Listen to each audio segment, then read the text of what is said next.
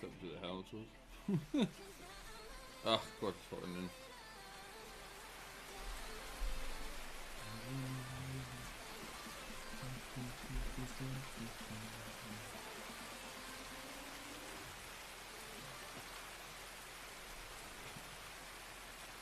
I'll be here fucking single enemy at this rate.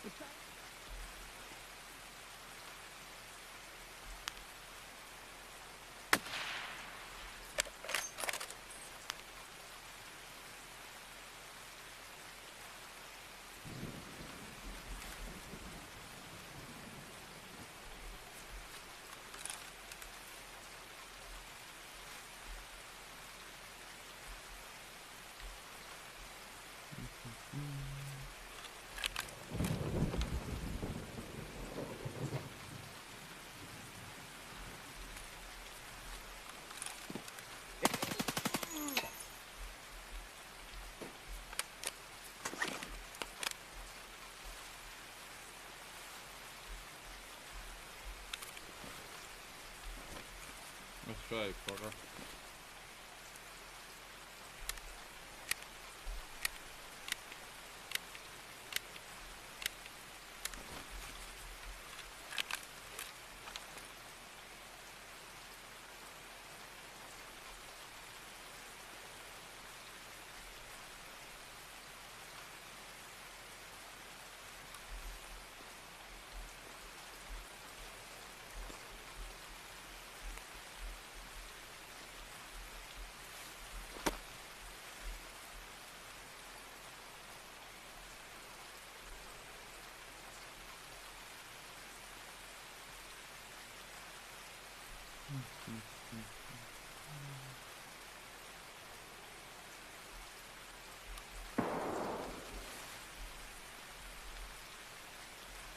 Where's somebody go? I fucking knew there was somebody there.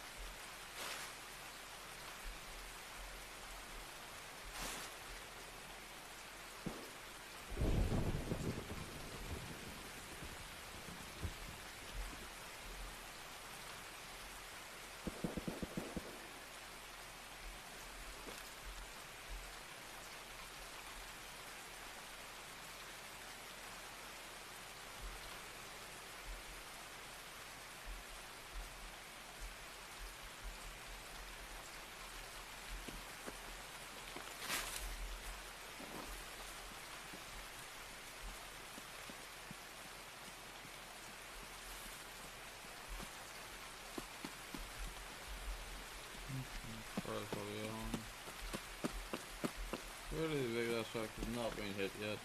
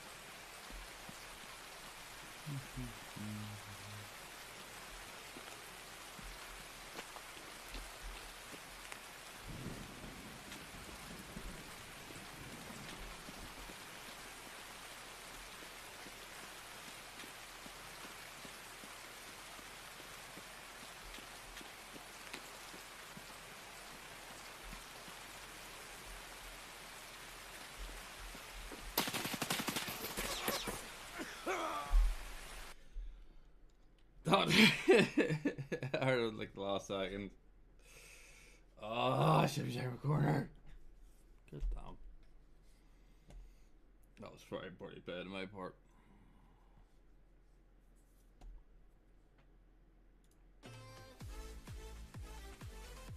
Did I even hurt him? I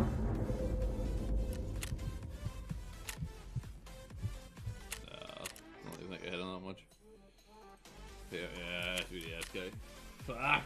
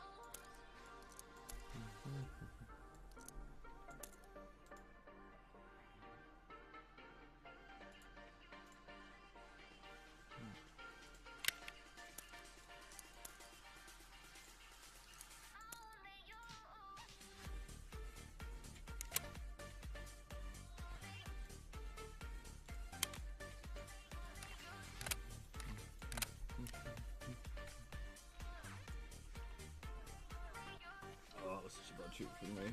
Fuck. I should have been right in the corner. I heard shooting over there, I just didn't think they were on my side of the wall.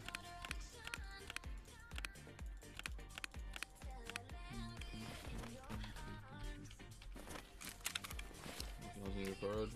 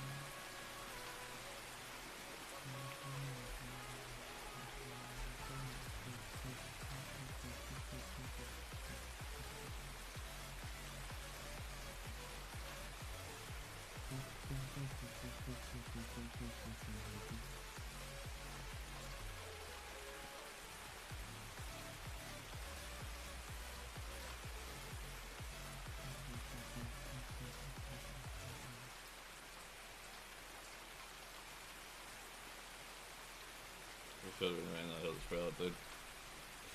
Oh.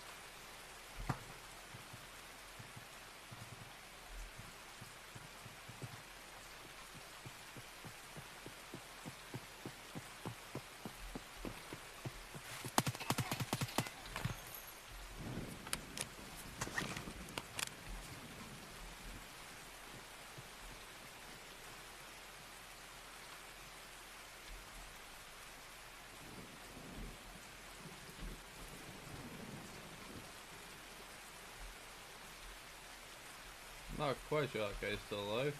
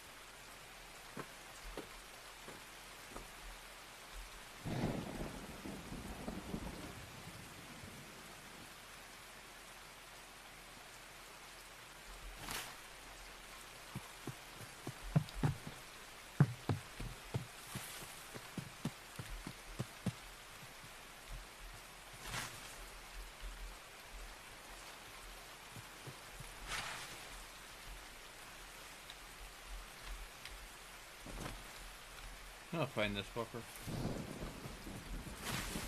I didn't kill him, did I? I'm almost certain I didn't. Nah, I just fucked him up really bad. Okay. I'm gonna fuck you around though, but okay.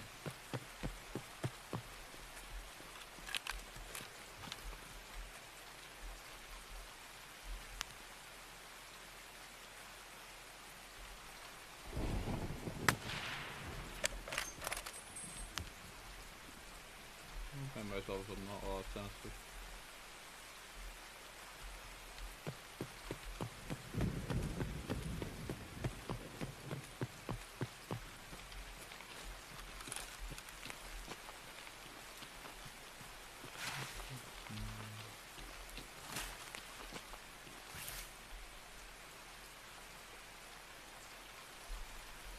Shot one dude, but I know he didn't die. Iron went off.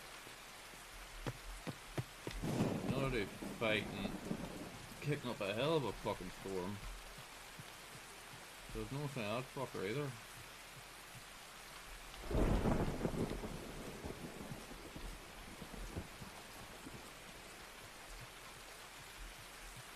If someone had power, no one's taking big axe like that. Which is a bit odd, but yeah.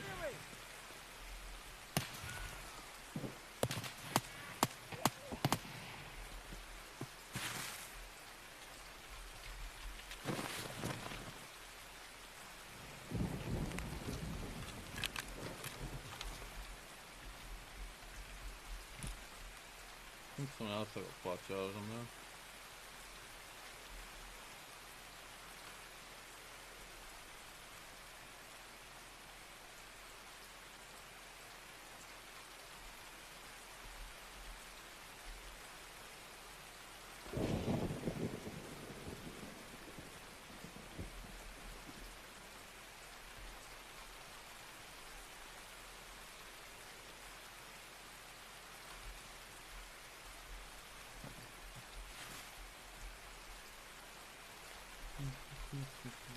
Oh yeah, bot cunt.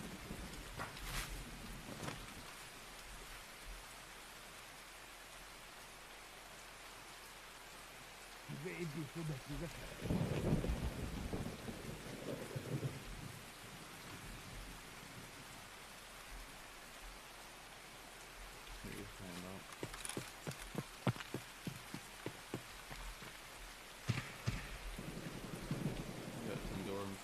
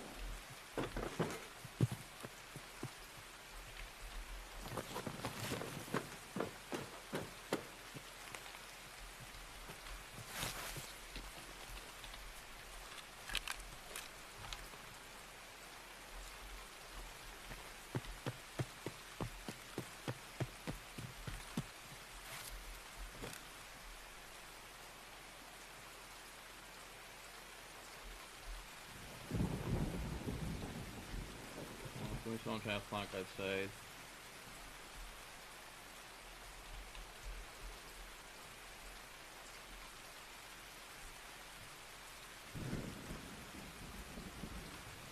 One guy outside, just the one.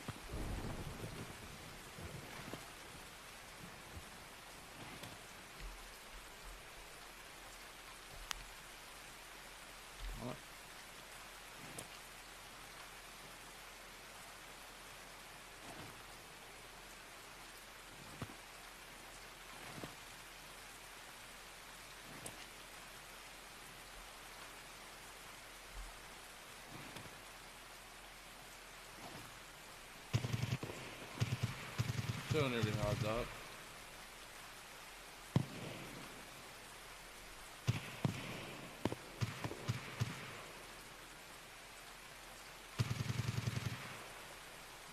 You know, we don't people there again. Who is?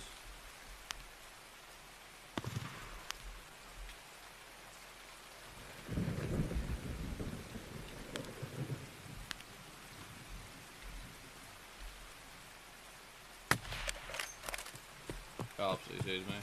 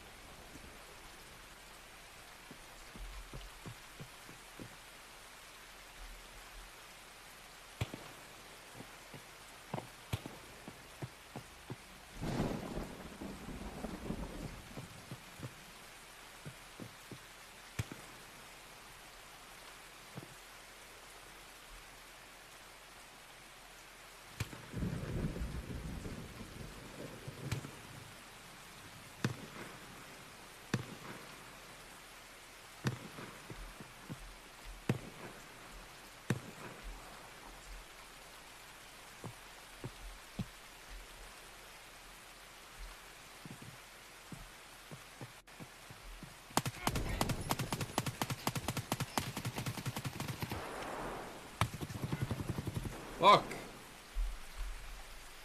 How much damage do I have to do to one guy? Seriously? Ah!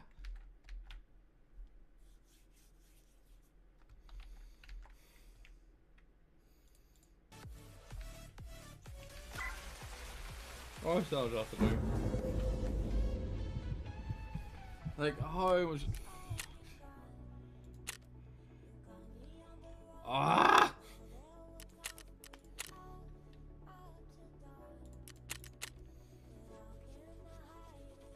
God damn. Alright, back to the death streak. Ah.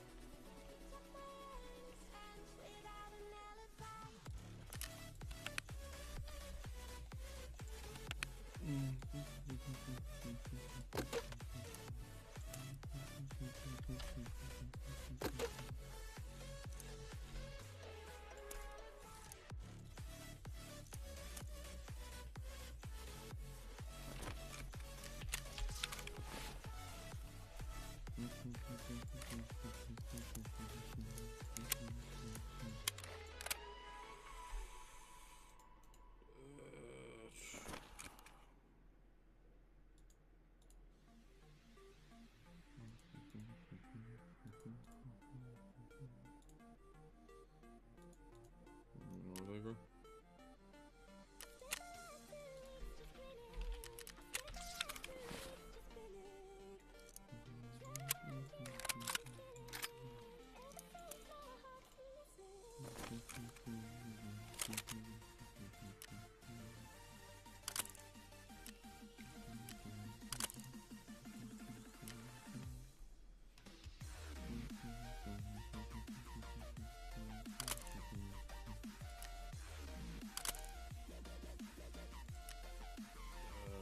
Actually, yeah, I can do that.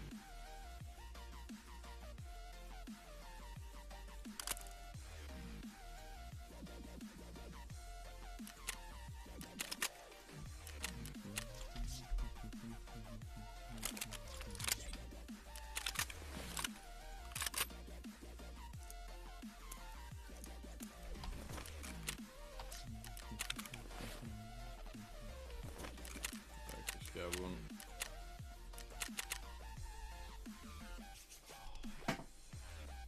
Ah, if I only had the M62 out, I probably would have been able to kill him.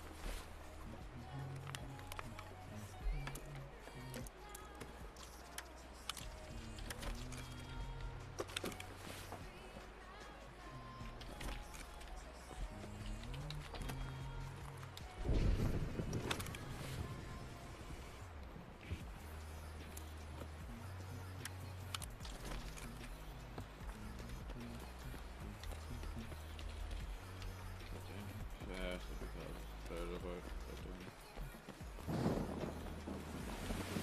Now we'll have something to put me across the water and I can keep an eye on. Are you no, don't.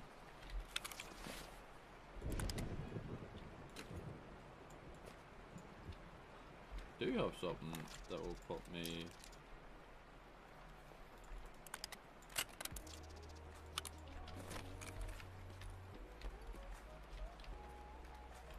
I think I'll go there quickly. If they're not quick, and then I can't see it without catching someone action. Okay, myself 2 more minutes in here.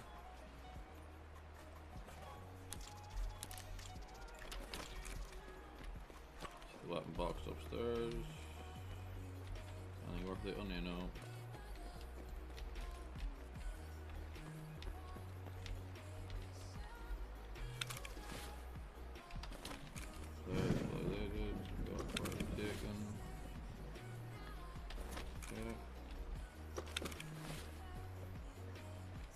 Nothing. Is there a chat upstairs maybe?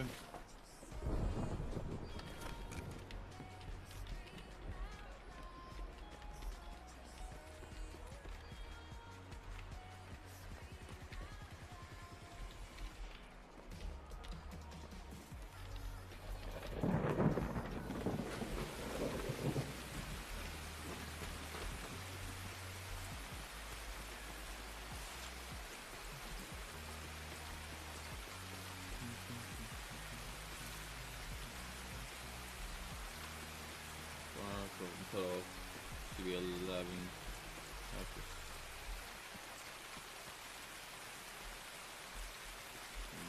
Really fuck about it.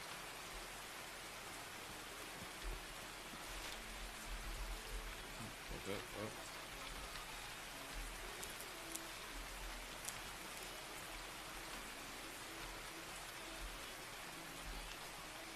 Yeah.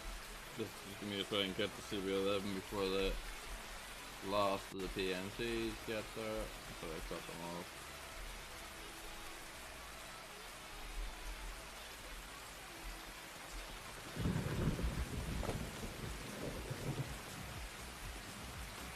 Be open.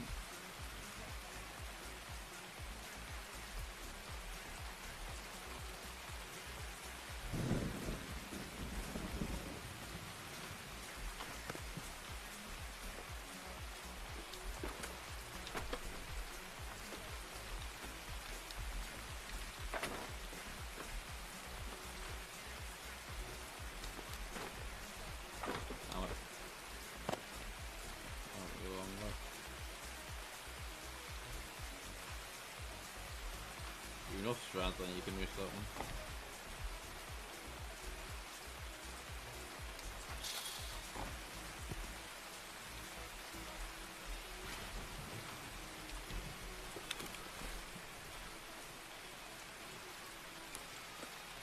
Then I can do the top one.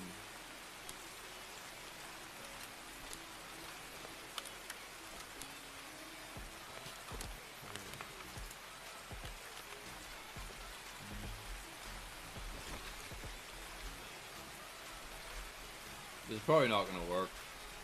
Probably won't have any trying to get out in the last 9 minutes, but in fact, this is no problem, man. GG's. I was raging myself. Like, there were so many times I should have just had I should have been able to get you in the head and fucked it up. But you played it well, man. GG's.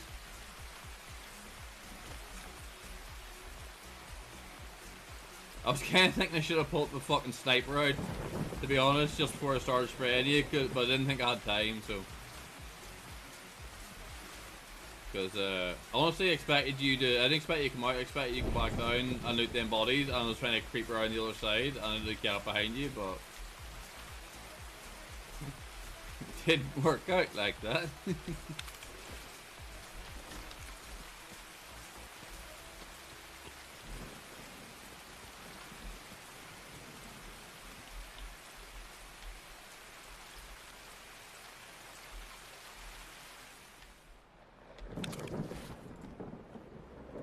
Someone got fucked.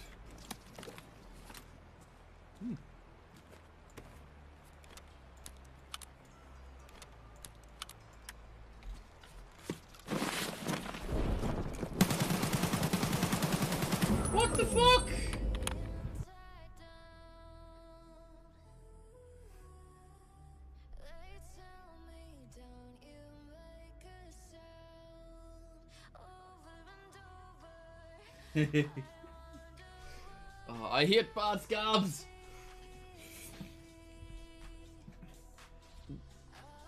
Sorry, buddy. Yeah, I.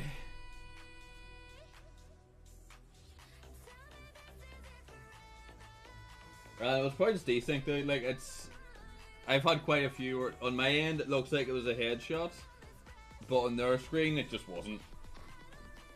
I didn't see him all the way around. Like it's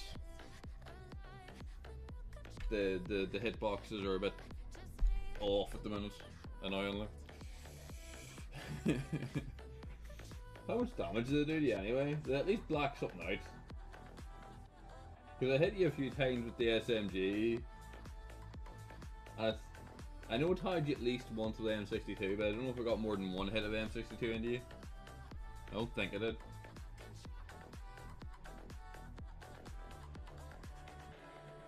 Oh, Tarkov, you slow bastard.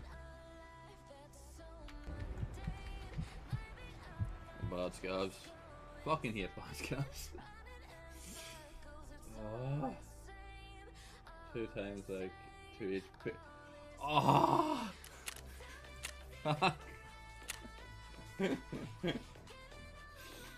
Well, that's just my luck.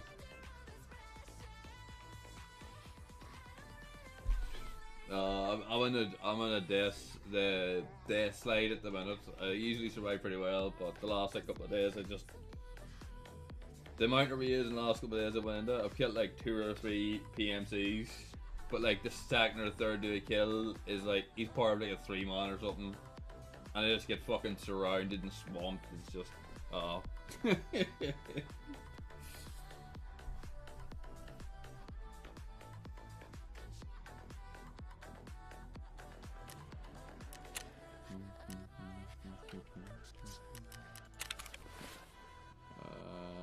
get some food in my dude and go light because he is. Use that, use all that. Let's do this.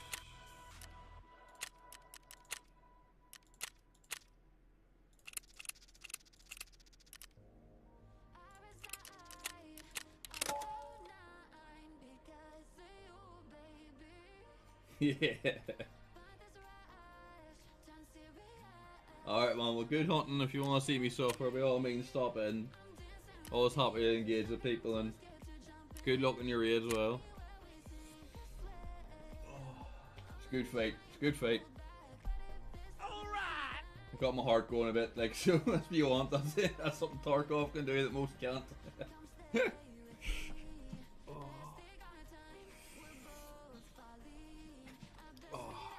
Are you gonna load now, Ian?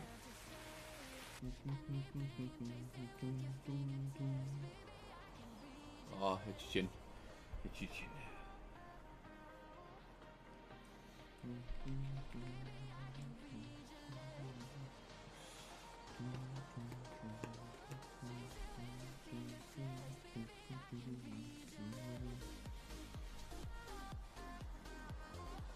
I don't know what my gun with black connected with though. There doesn't seem to be a strap on my dude, so I would like to see him put straps to guns. I suppose then he'd have like a shitload of more animations to have to program and stuff. I suppose it'd be a bit of a pain in the ass. A nice touch though.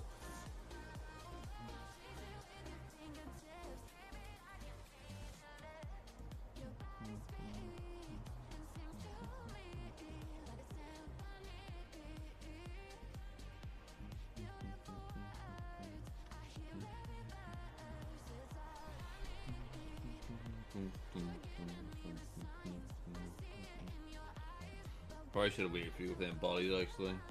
I think you're quite near old nose at the back, so after a loop like.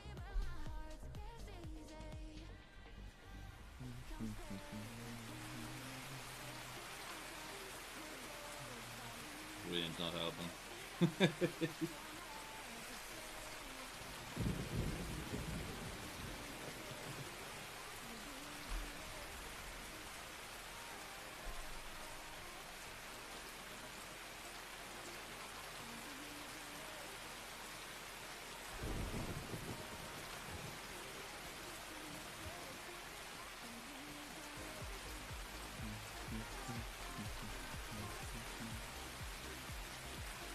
Who am I synchronizing with?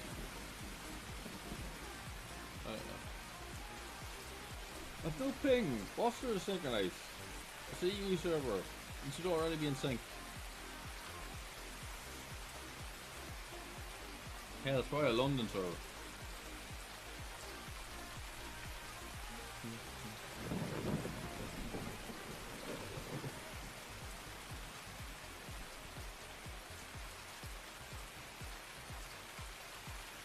Oh, Jesus.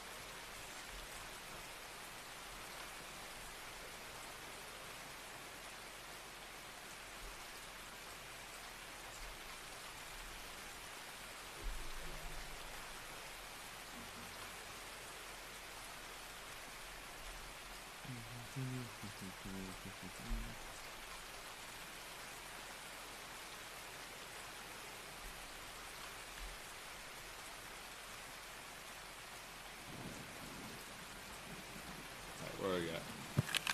Who's over there? Not too hard, so.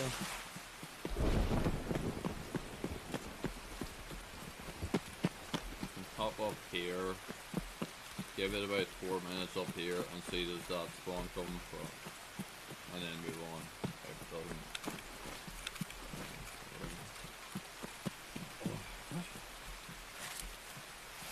Especially with the fucking fog, it's gonna make it a bit harder for me. There's the bridge. Can I see the fuck? I can see the main turn of the bridge.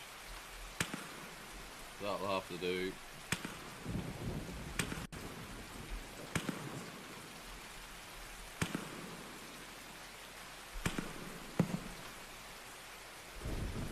Gas kicking off over there.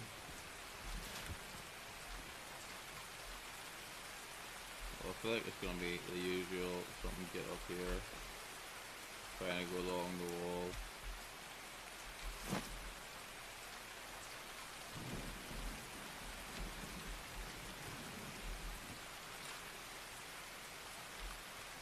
Yeah. Did I already see someone?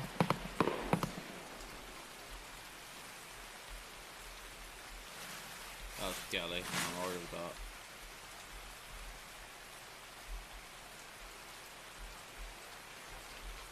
Get my signs all off. Prone, you useless bastard.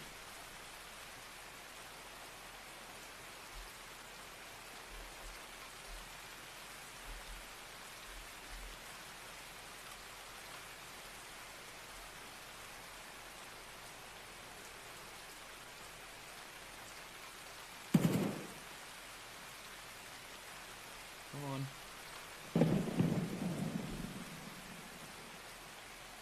It's not 100%, but a lot of the time I get. Yeah, we're not gonna get one this time. It's not looking promising. We see some movement by now.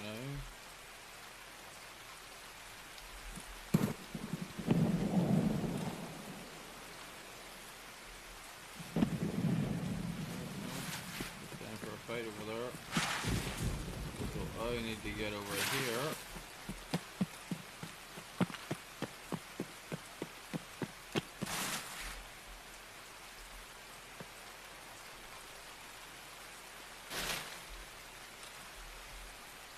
They're up for about 100. Hope someone comes across that bridge. Not looking promising though.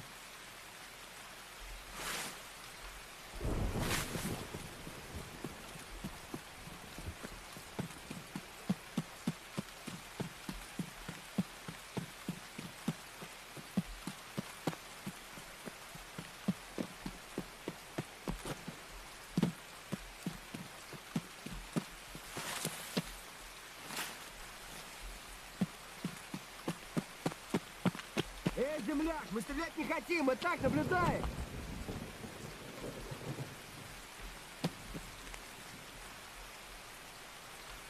Ты куда пошел?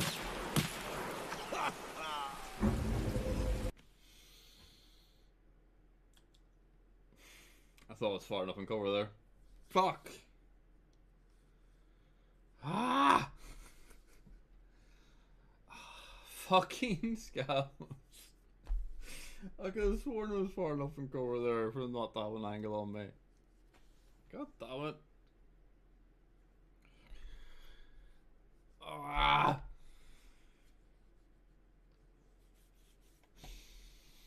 That was just a stupid death. That was such a stupid death. Oh, I should have scared Spoil Scale and got up above.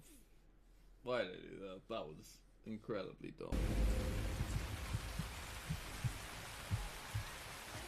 That was incredibly dumb.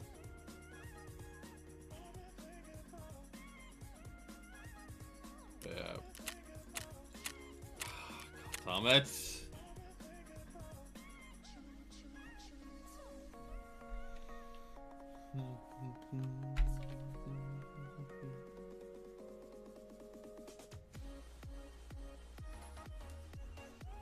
So stupid. So stupid. Tarkov. Seriously, load, you so bastard. You have no reason to be this slow.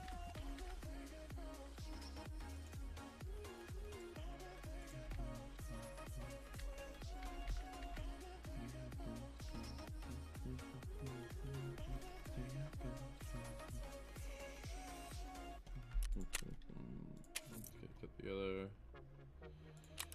There.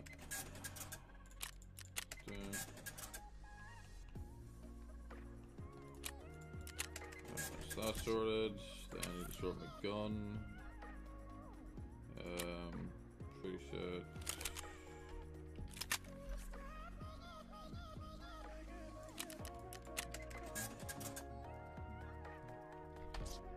Mechanic. Barters.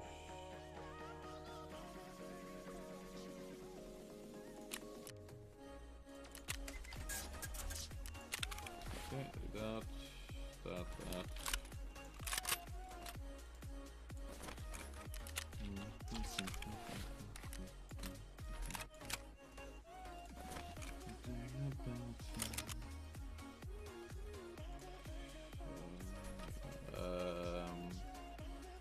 Gonna preset, bolt A, main snipe.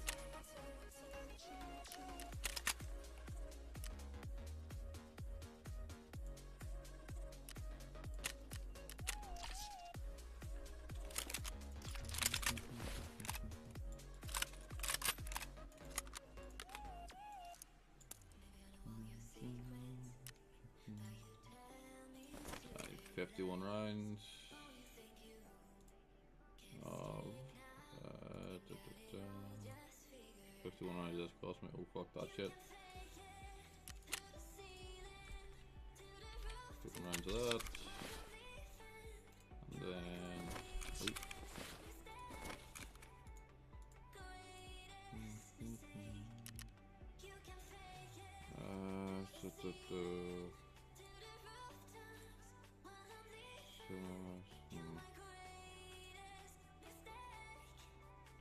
okay, let's go for a rep, I guess.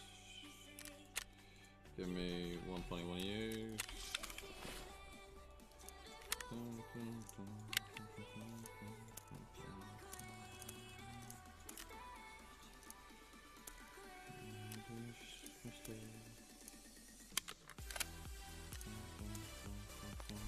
Let's try it again.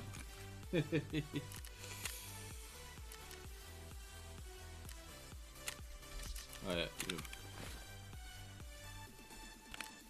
I usually end up with like someone else's backpack, but let's grab one just in case.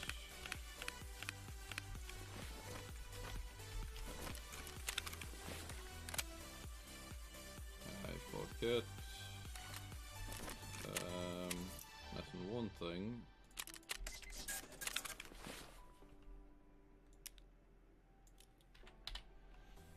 Got a full grizzly, got plenty of that, that'll do a job.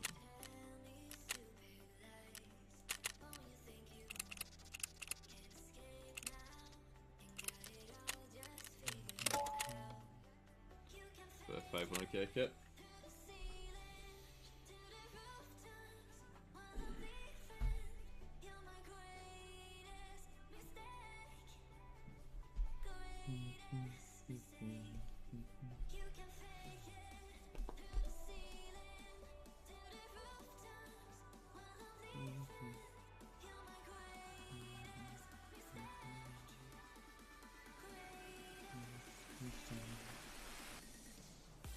fucking rain.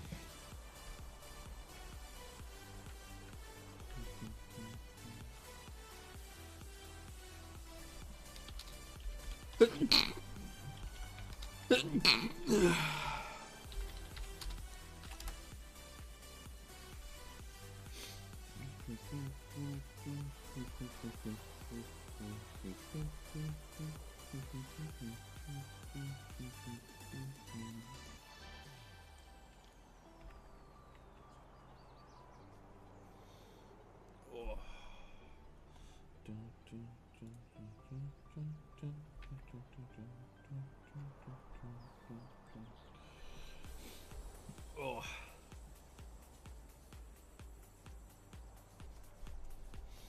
Yeah, highlight shit tomorrow soon. I'll put it on.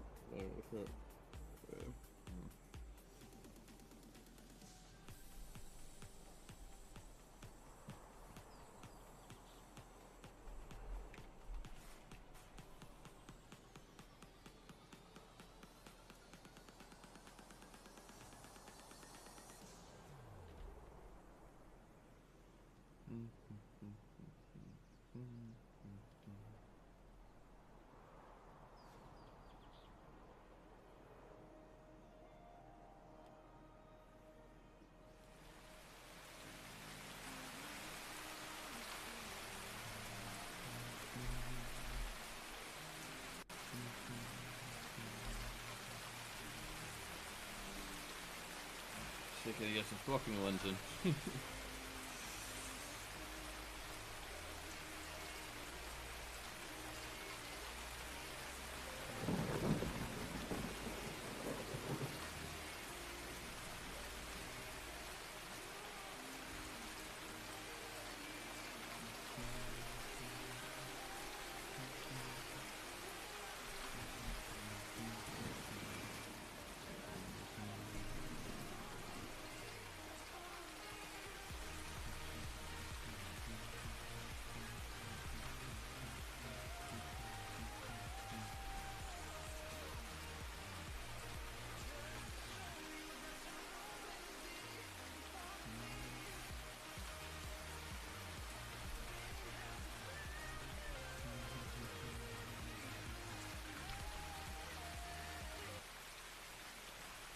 I get some actual fucking killing done here. I actually live.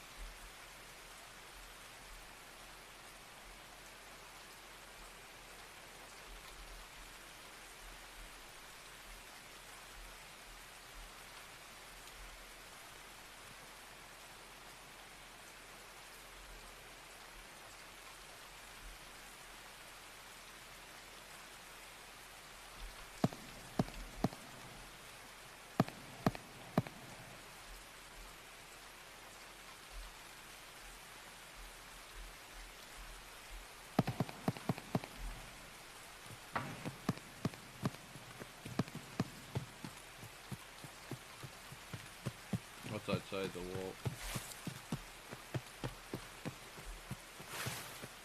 God damn it.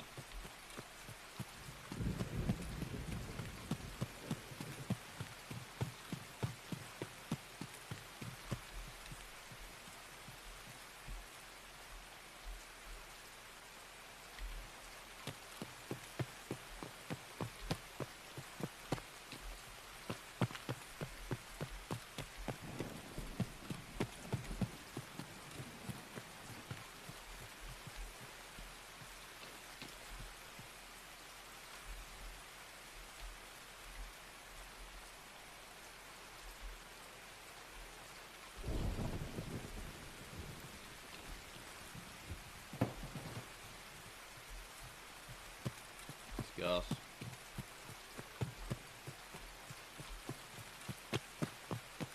There's a flashlight on the left.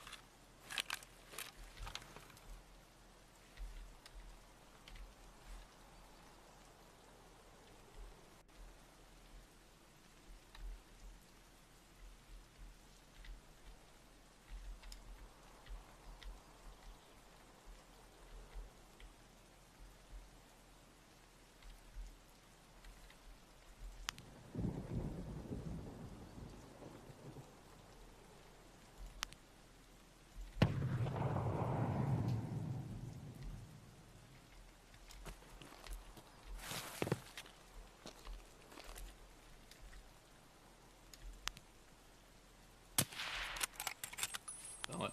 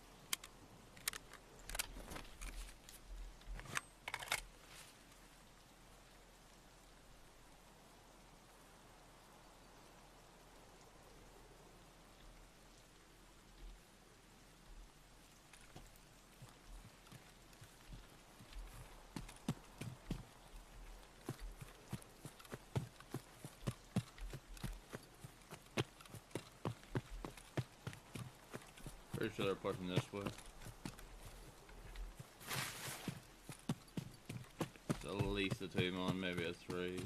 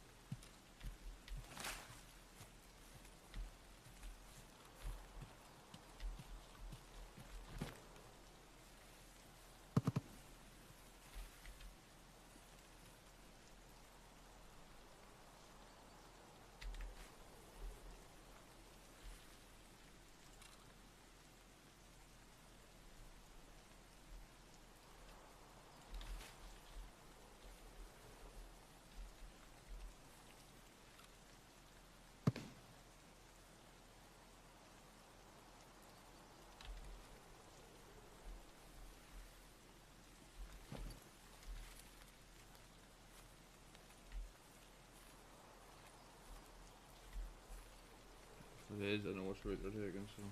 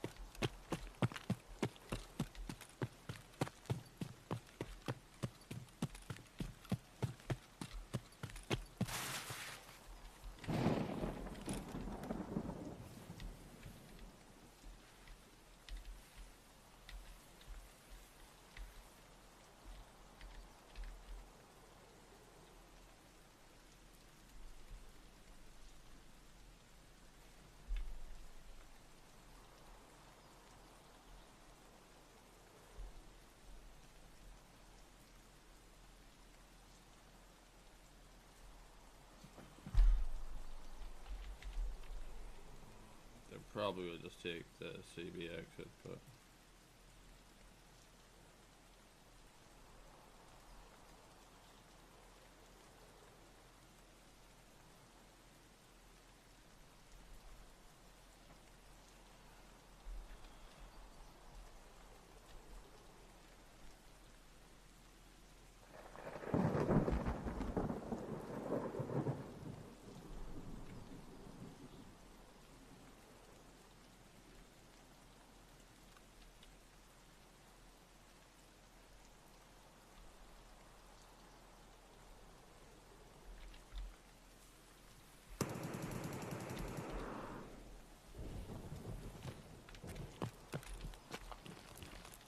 Might have time actually.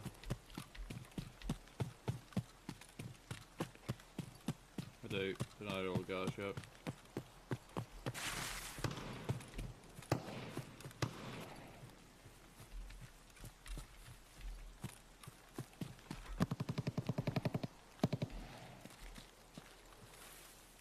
I don't know all gas yet.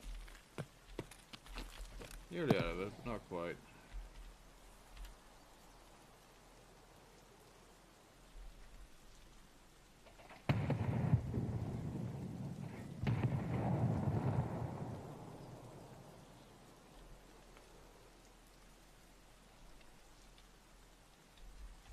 Is that 150? Fuck, I said 50. Not quite 100.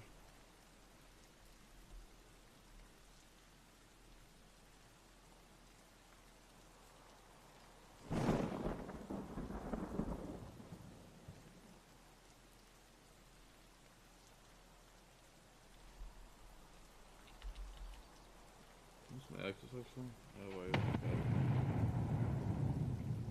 Yeah, we got people that are coming this way, or that's why the hell baller bombing out thing. I can't tell if smoke's up or not. It's a bit annoying.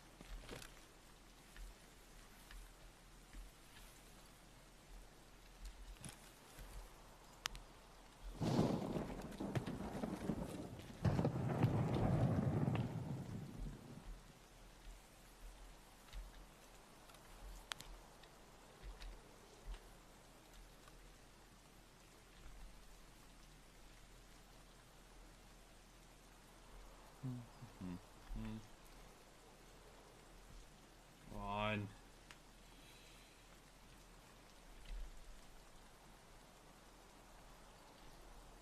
I don't think we might get kills here either. Fuck's sake.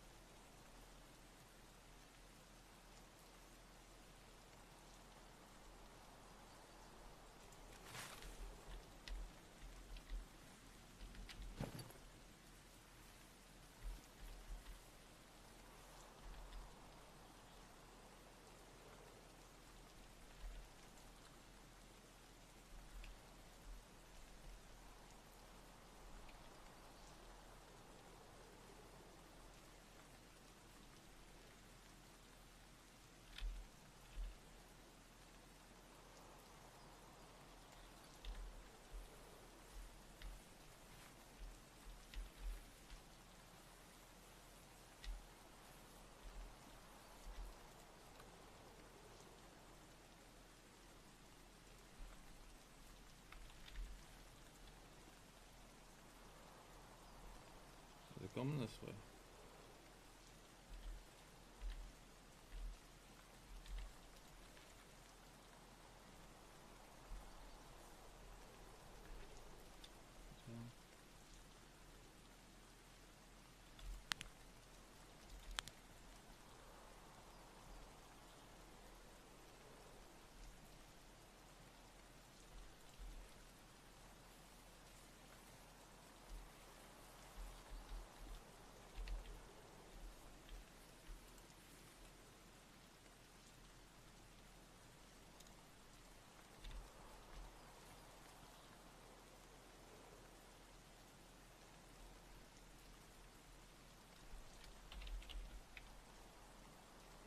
Come on, fuckers.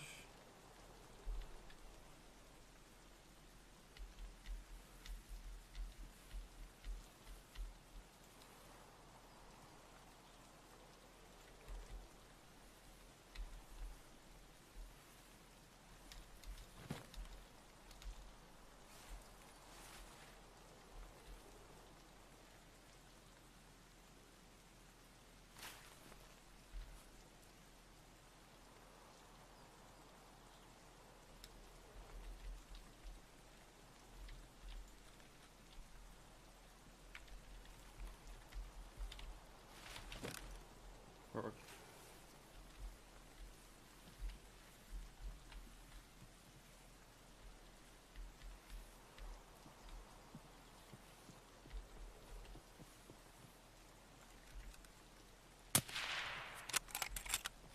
How is that not a kill?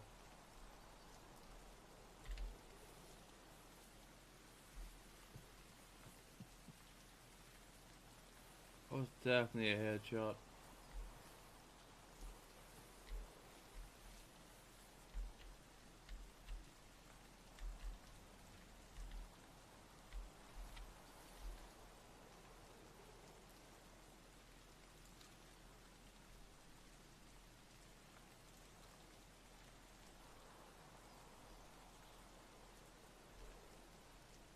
Is that fucker alive?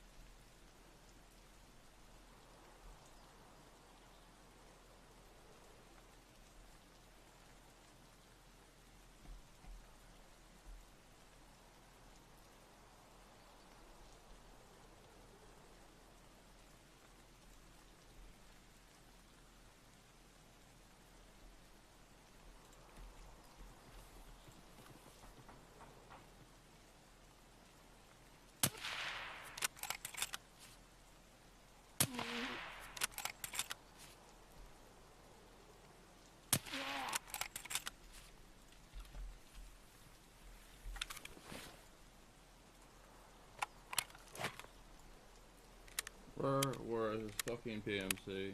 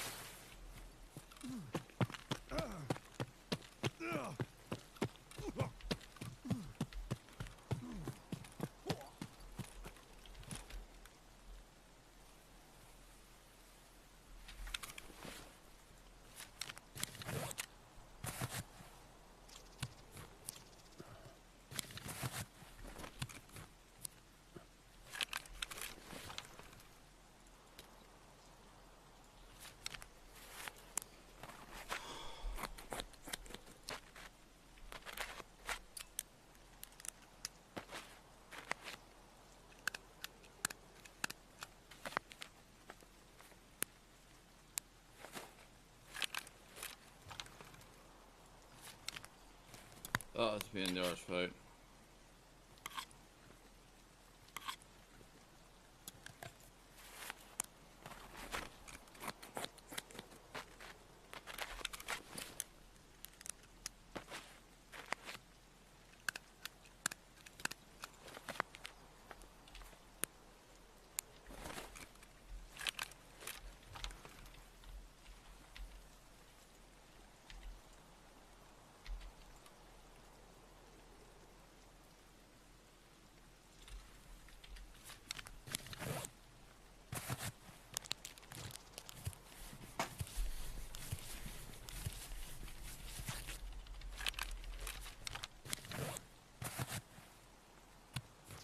I cannot catch a fucking break.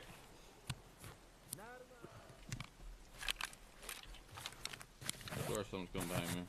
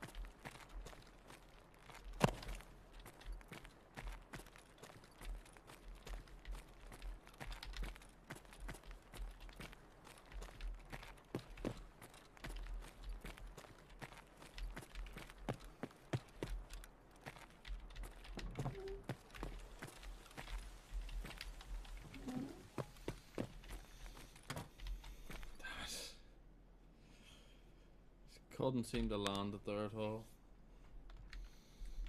I live though, so that's something. It's a bit of fucking managed doing that run.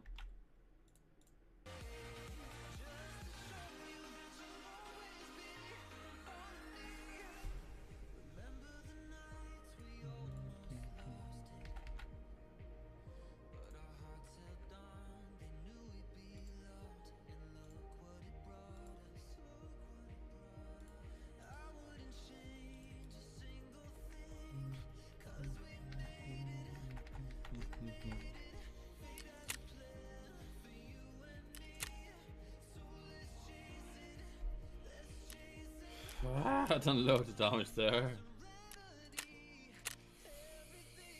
Like it without my PS. Fair enough.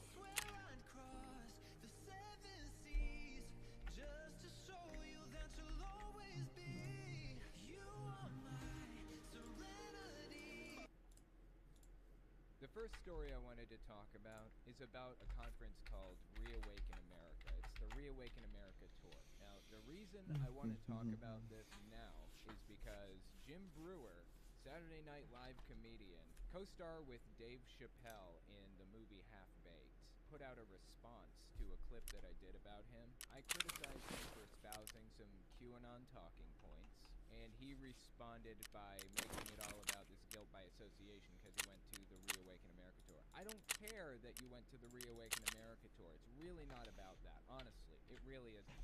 It's about your QAnon talking points. Before we actually look at the conference, let me... It's not even...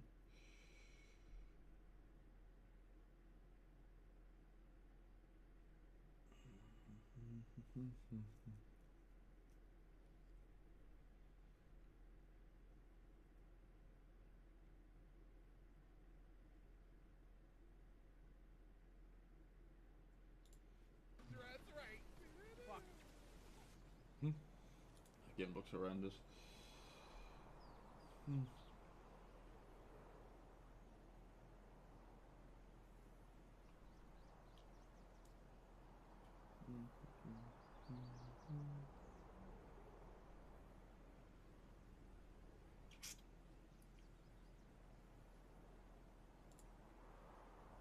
Talk about con men from the past.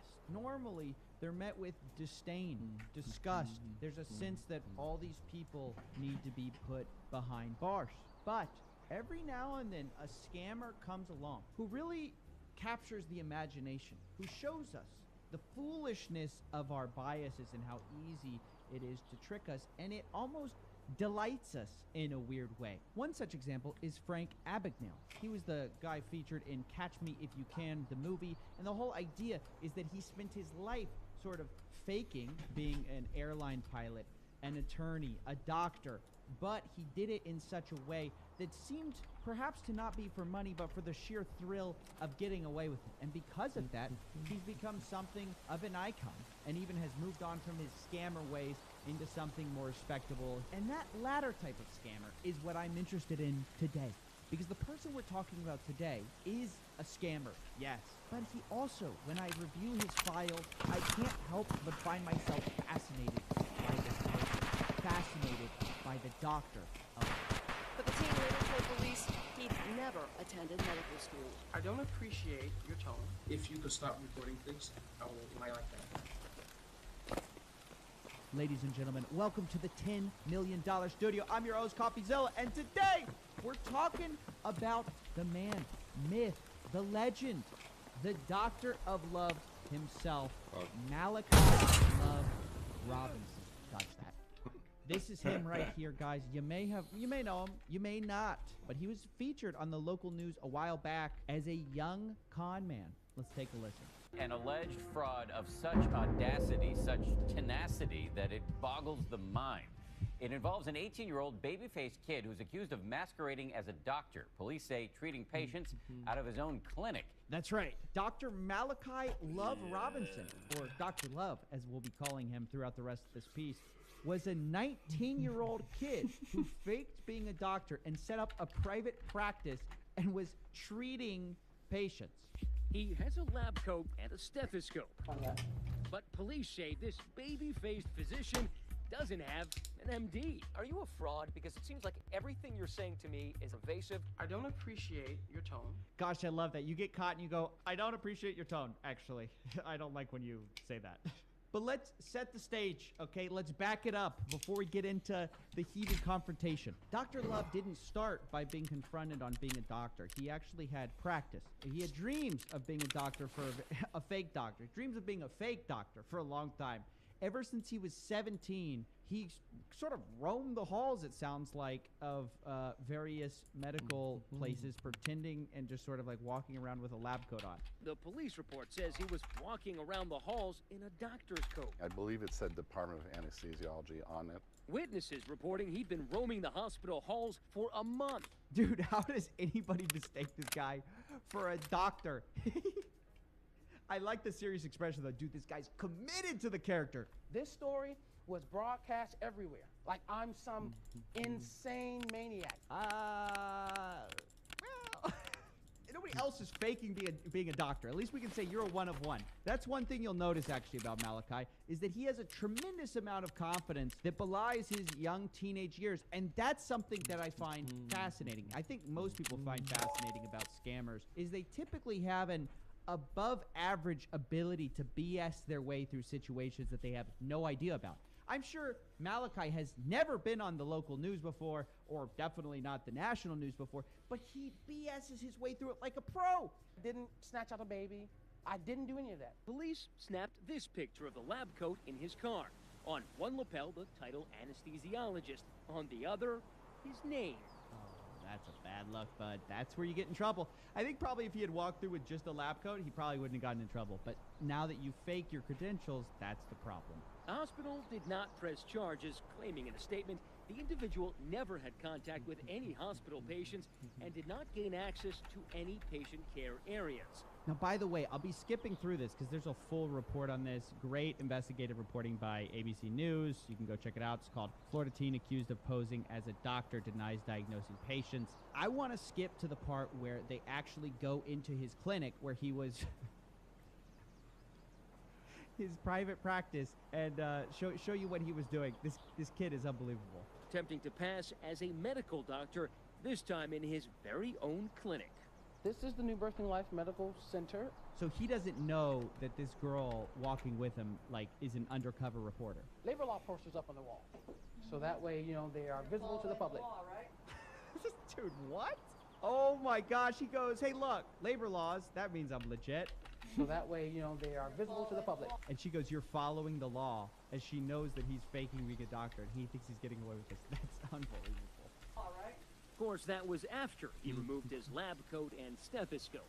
And when you peel back the tape, the sign on the door has his name and those two crucial letters. No, Dr. Love, no. You gotta learn, bud. Now, this case gets more serious when we learn of accusations that Dr. Love was not merely playing doctor, he was actually acting as a doctor and treating patients for money. He was immediately confronted on this. 86-year-old woman. Police say he treated her recently for severe stomach pain and charged her nearly $3,500. What services did you provide in exchange for that money? I can tell you this. Accusations are merely accusations. Hey, dude, don't ever start a question with another, like a statement that has nothing to do with the question. I'm sure that's how I got like, oh, my name's Mr. Potato, fucking constant offer.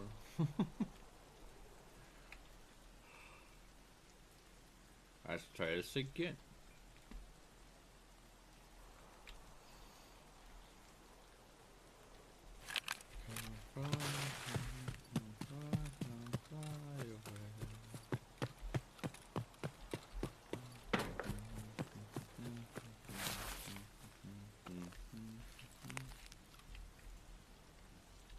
So 100. Check this bridge. Yeah, guessing they just fucked off. Perfect.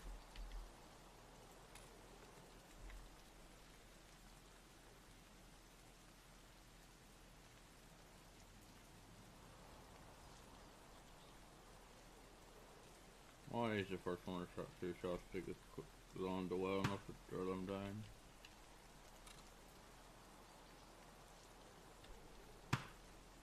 Okay, I won't know. Coming first, see him.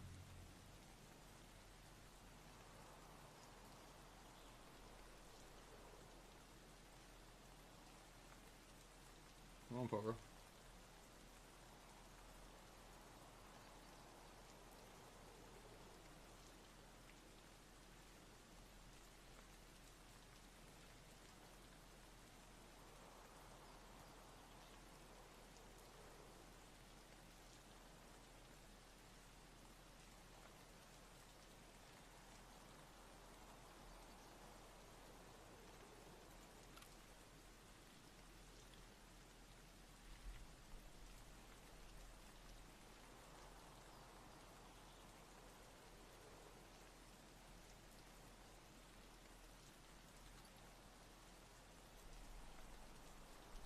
Come on, you bastard.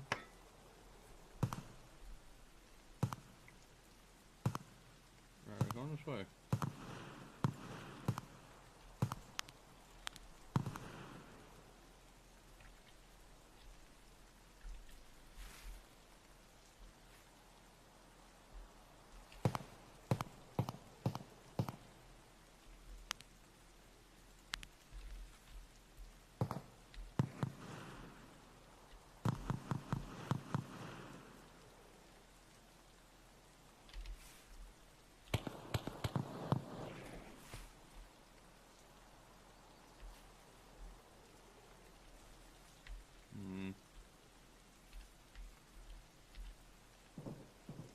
See, you know, I'll go back them over here.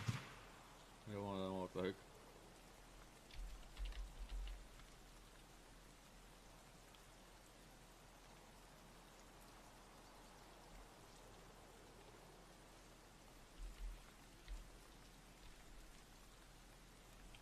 Oh, what is coming?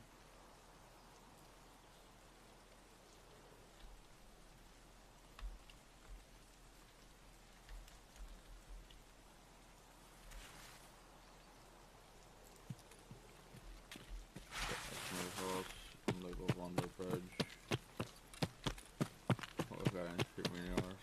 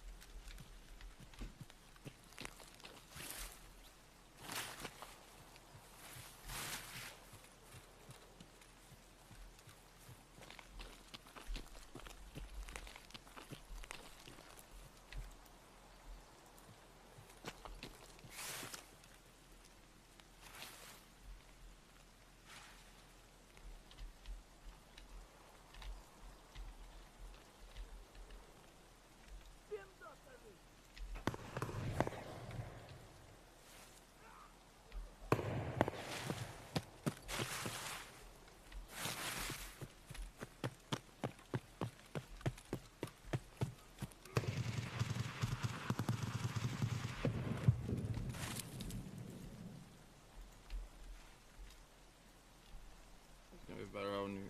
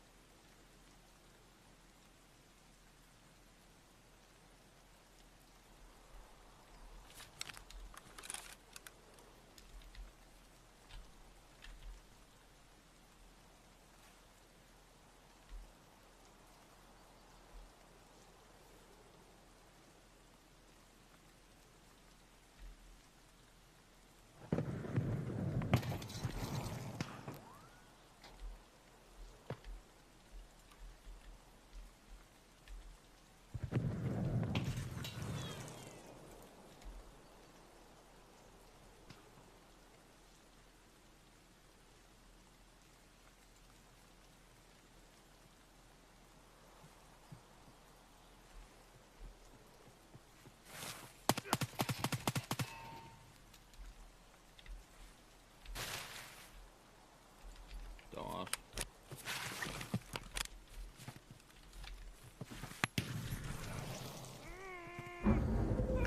Fucking impact. I just can't live, man. Oh, why to go forward on that? Brian Rose answers any kind of questions. Accusations are just accusations.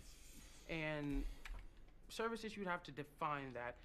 Whether she paid for me to just show up, that's up to her. What? This kid is unreal. He's a legend. He never defeated at the BS game. He's saying I didn't even give her services. She paid me $3,500 to show up. She was so happy to see my face. Denying the fact that she paid you $3,500 or so, correct? No, I am denying that. Are you a fraud? I don't appreciate your tone. I don't appreciate the way you're portraying this interview to actually be. And then a moment we didn't expect. I don't know where you're receiving this information from, but it is inaccurate. I'm sorry, I'm gonna have to cut this interview short. Wow, that is unbelievable. Look at that. He's outraged about getting called out truthfully. Dude, he's 19. The kid could be a Hollywood star actor. Star. This is such a power play. I don't even know what to think of this. I don't know where you're receiving this information from, but it is inaccurate. I'm sorry, I'm gonna have to cut this interview short. But he has said this may not cut his medical career short, saying he hopes to open another. Look at that. He hits him with this kid's a star, dude. Normally, people would be walking out with their head ducked, like low. This kid is going like, you'll be hearing from my lawyers, dude. So here's the thing. He goes to jail for this. Now, he gets talked to in jail. He served like a 3-year stint. He really gave a compelling message to Inside Edition here. Behind that deception. As a kid, I think it's always been my dream, to be a physician. I guess the bigger picture was seeing the smiles, people thinking that you are something that you're not. He sounds pretty compelling, huh? Like he really is remorseful for what he did and that he really just deep down wanted to be a doctor all along. Well, he got out recently, and unfortunately, ladies and gentlemen, he is once again in the news. Dr. Love is rearrested in Palm Beach County. I regret to inform you guys. In January 2020, according to the police, under the name Alex Robinson, he got a job with United States of Freight, a shipping brokerage based in Delray Beach. Delray police say he stole more than $10,000 from the company by diverting payments to the company into his own bank account. Now, this is the problem with scammers of all kinds. Because once you scam by pretending to be a quack, you can never go back. It's an old saying. And this is unfortunately the sad part of scamming is I think for some people it's just a disease. They can't help it. They're pathological liars. But for me at least, Dr. Love represents one of the most interesting figures in scamming. Not because what I think he did was right. I think it's incredibly dangerous to fake being a doctor. But because his motivations were so different than your average guru. It wasn't to get a Lambo. It wasn't to teach a bunch of 15-year-olds how to...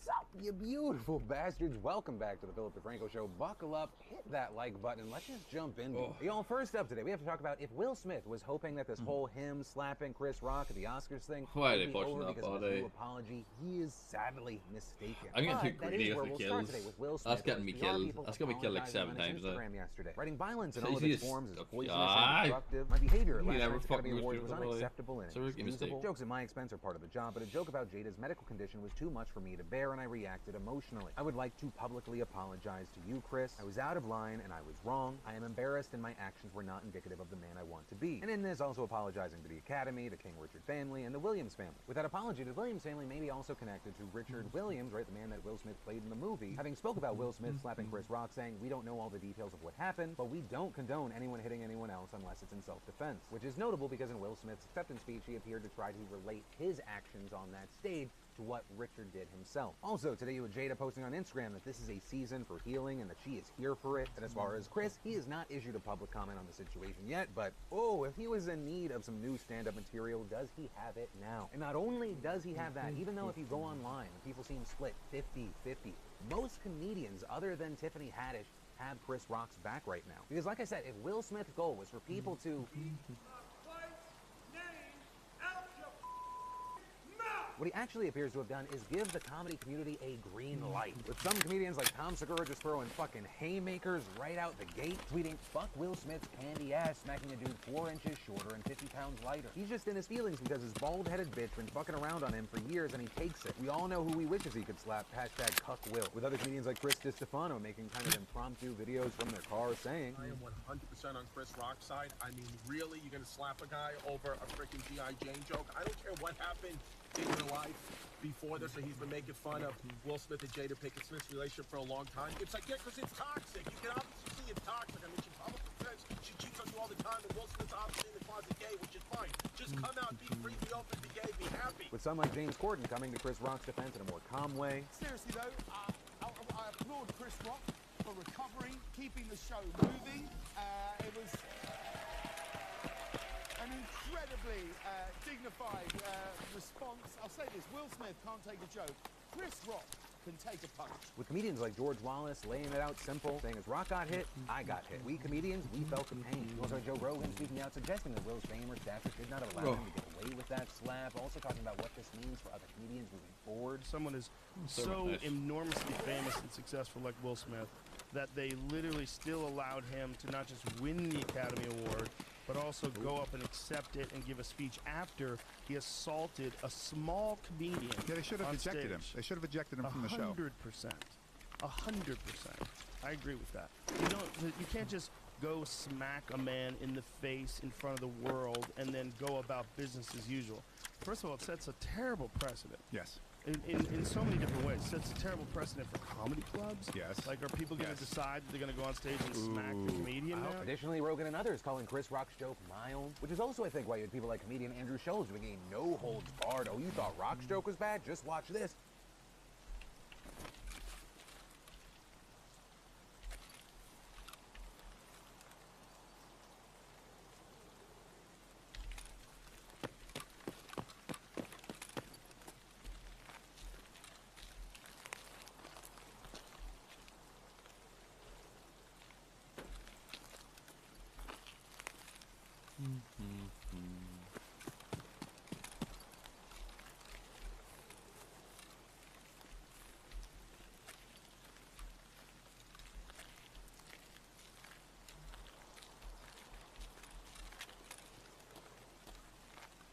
What was that grenade?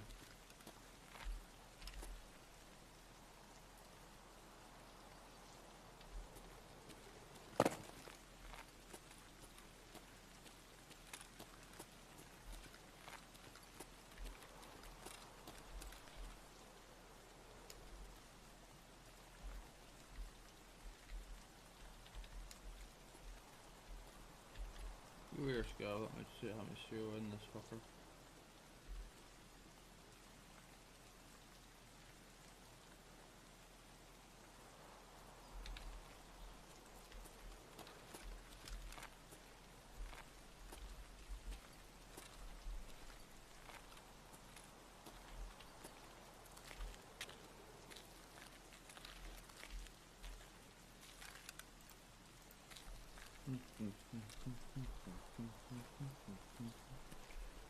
No shots. Very strange.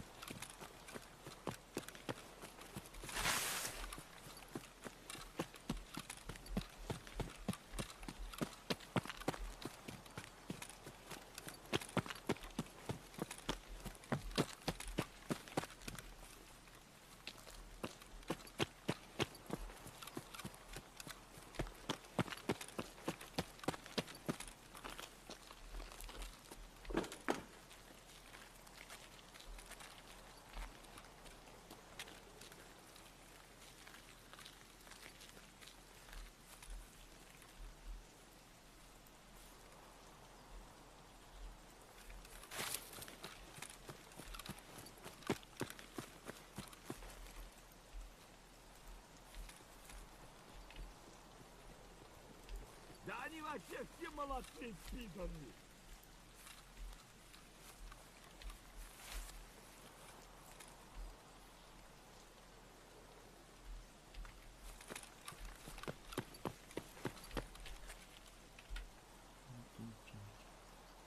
3-minute roast of Will and Jada at the top of his podcast today, also wearing armor, I guess, in case Will Smith was near the studio. If you didn't see the Oscars, Chris Rock got himself in a hairy situation. He shined a light on female alopecia, while Jada's head shined a light on everything else. Chris was making fun of Jada's balding, but seriously, how is Will supposed to get turned on if she has a woman's haircut? Now, I'm not saying that he's gay. He likes women, specifically ones that swim for Penn. Last night, Will Smith looked like he was from the streets of Philadelphia, and Jada looked like she was from the movie. Now, after all that drama, Will Smith still took home an Oscar. I'm talking about the award, not a Mexican guy to f his wife while he walks in the corner. Okay, you gotta chill. Now, to clarify, Will won the Oscar for Best Actor. People were saying it was for the Lifetime Achievement Award, and no, that's not it. That Oscar goes to the plumber that unclogged Jada's shower drain. Will, let this be a lesson to you. If you want to keep your wife's name out of other people's mouths, make sure to keep your hands off comedians. The show is also making a point that I've seen other comedians make, where it very much feels like this is the comedy community versus the Hollywood community. With them noting that even though the crowd was kind of in shock that this was a thing that was actually happening, they very much appear to be on Will Smith's side. Keep this in mind. All the people in that crowd have been made fun of by Chris Rock for the last decade. These are people who live in their own little Hollywood bubbles. Nobody ever gives them pushback. Nobody ever teases them. Nobody ever says nothing to these people. They don't have a sense of humor. You go see these shows, and they're like groaning about all these jokes and then applauding when the joke is virtuous, right? Yeah. They see, they have to go to these events because they want the public applause. Yeah. They want the public validation, but they know that they're going to get caught in the crosshairs from a Chris Rock joke, and it drives them crazy. And they were happy. With the likes of Jim Carrey also taking aim at the audience reaction in Hollywood. I was sickened. I was sickened by the standing ovation. I felt like Hollywood is just spineless. En masse. Also saying Will Smith should have been arrested and up Chris Rock not filing charges, he said. He doesn't want the hassle. I'd announced this morning that I was suing Will for $200 million because that video is going to be there forever. It's going to be ubiquitous. You know, that insult is going to last a very long time. But with all that said, in the meantime, we have people making jokes about Will Smith smacking the taste out of Chris Rock's mouth. Will also appears to have slapped some dollars into Chris Rock's wallet. Not only because I imagine this made me and many more people want to see, oh my God, what is Chris Rock's next special going to be? According to reports, the price for tickets to Chris Rock's next shows jumped from a minimum of $46 to $341. With Ticket Marketplace TickPick writing, we sold more tickets to see Chris Rock overnight than we did in the past month combined. Because yeah, we want to know what you were thinking and what you stopped yourself from saying on that stage. As more and more people have noted, while yes, Chris Rock was frazzled, there is a moment where you see himself hold back from just going in on the stage. Also, as far as the Academy Awards taking this situation very seriously, they probably didn't mind that this year they got better ratings. I wonder why. Averaging 15.4 million viewers, so I'd love to see the numbers for the last hour after the slap. But that average is huge. It's a 56% increase from the roughly 10 million people watching last year. Though it is worth noting that these are early figures, so the number is probably higher. You know, there's this dumb part of me wondering, you know, you have the Academy Awards publicly saying we're taking this very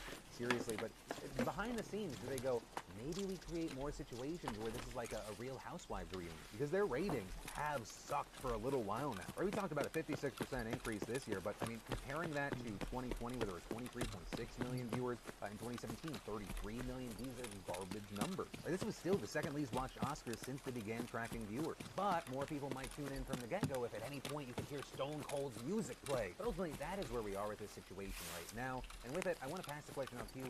One, what are your thoughts on the situation in general? Has that changed at all? And also, two, what do you think about the comedians? Are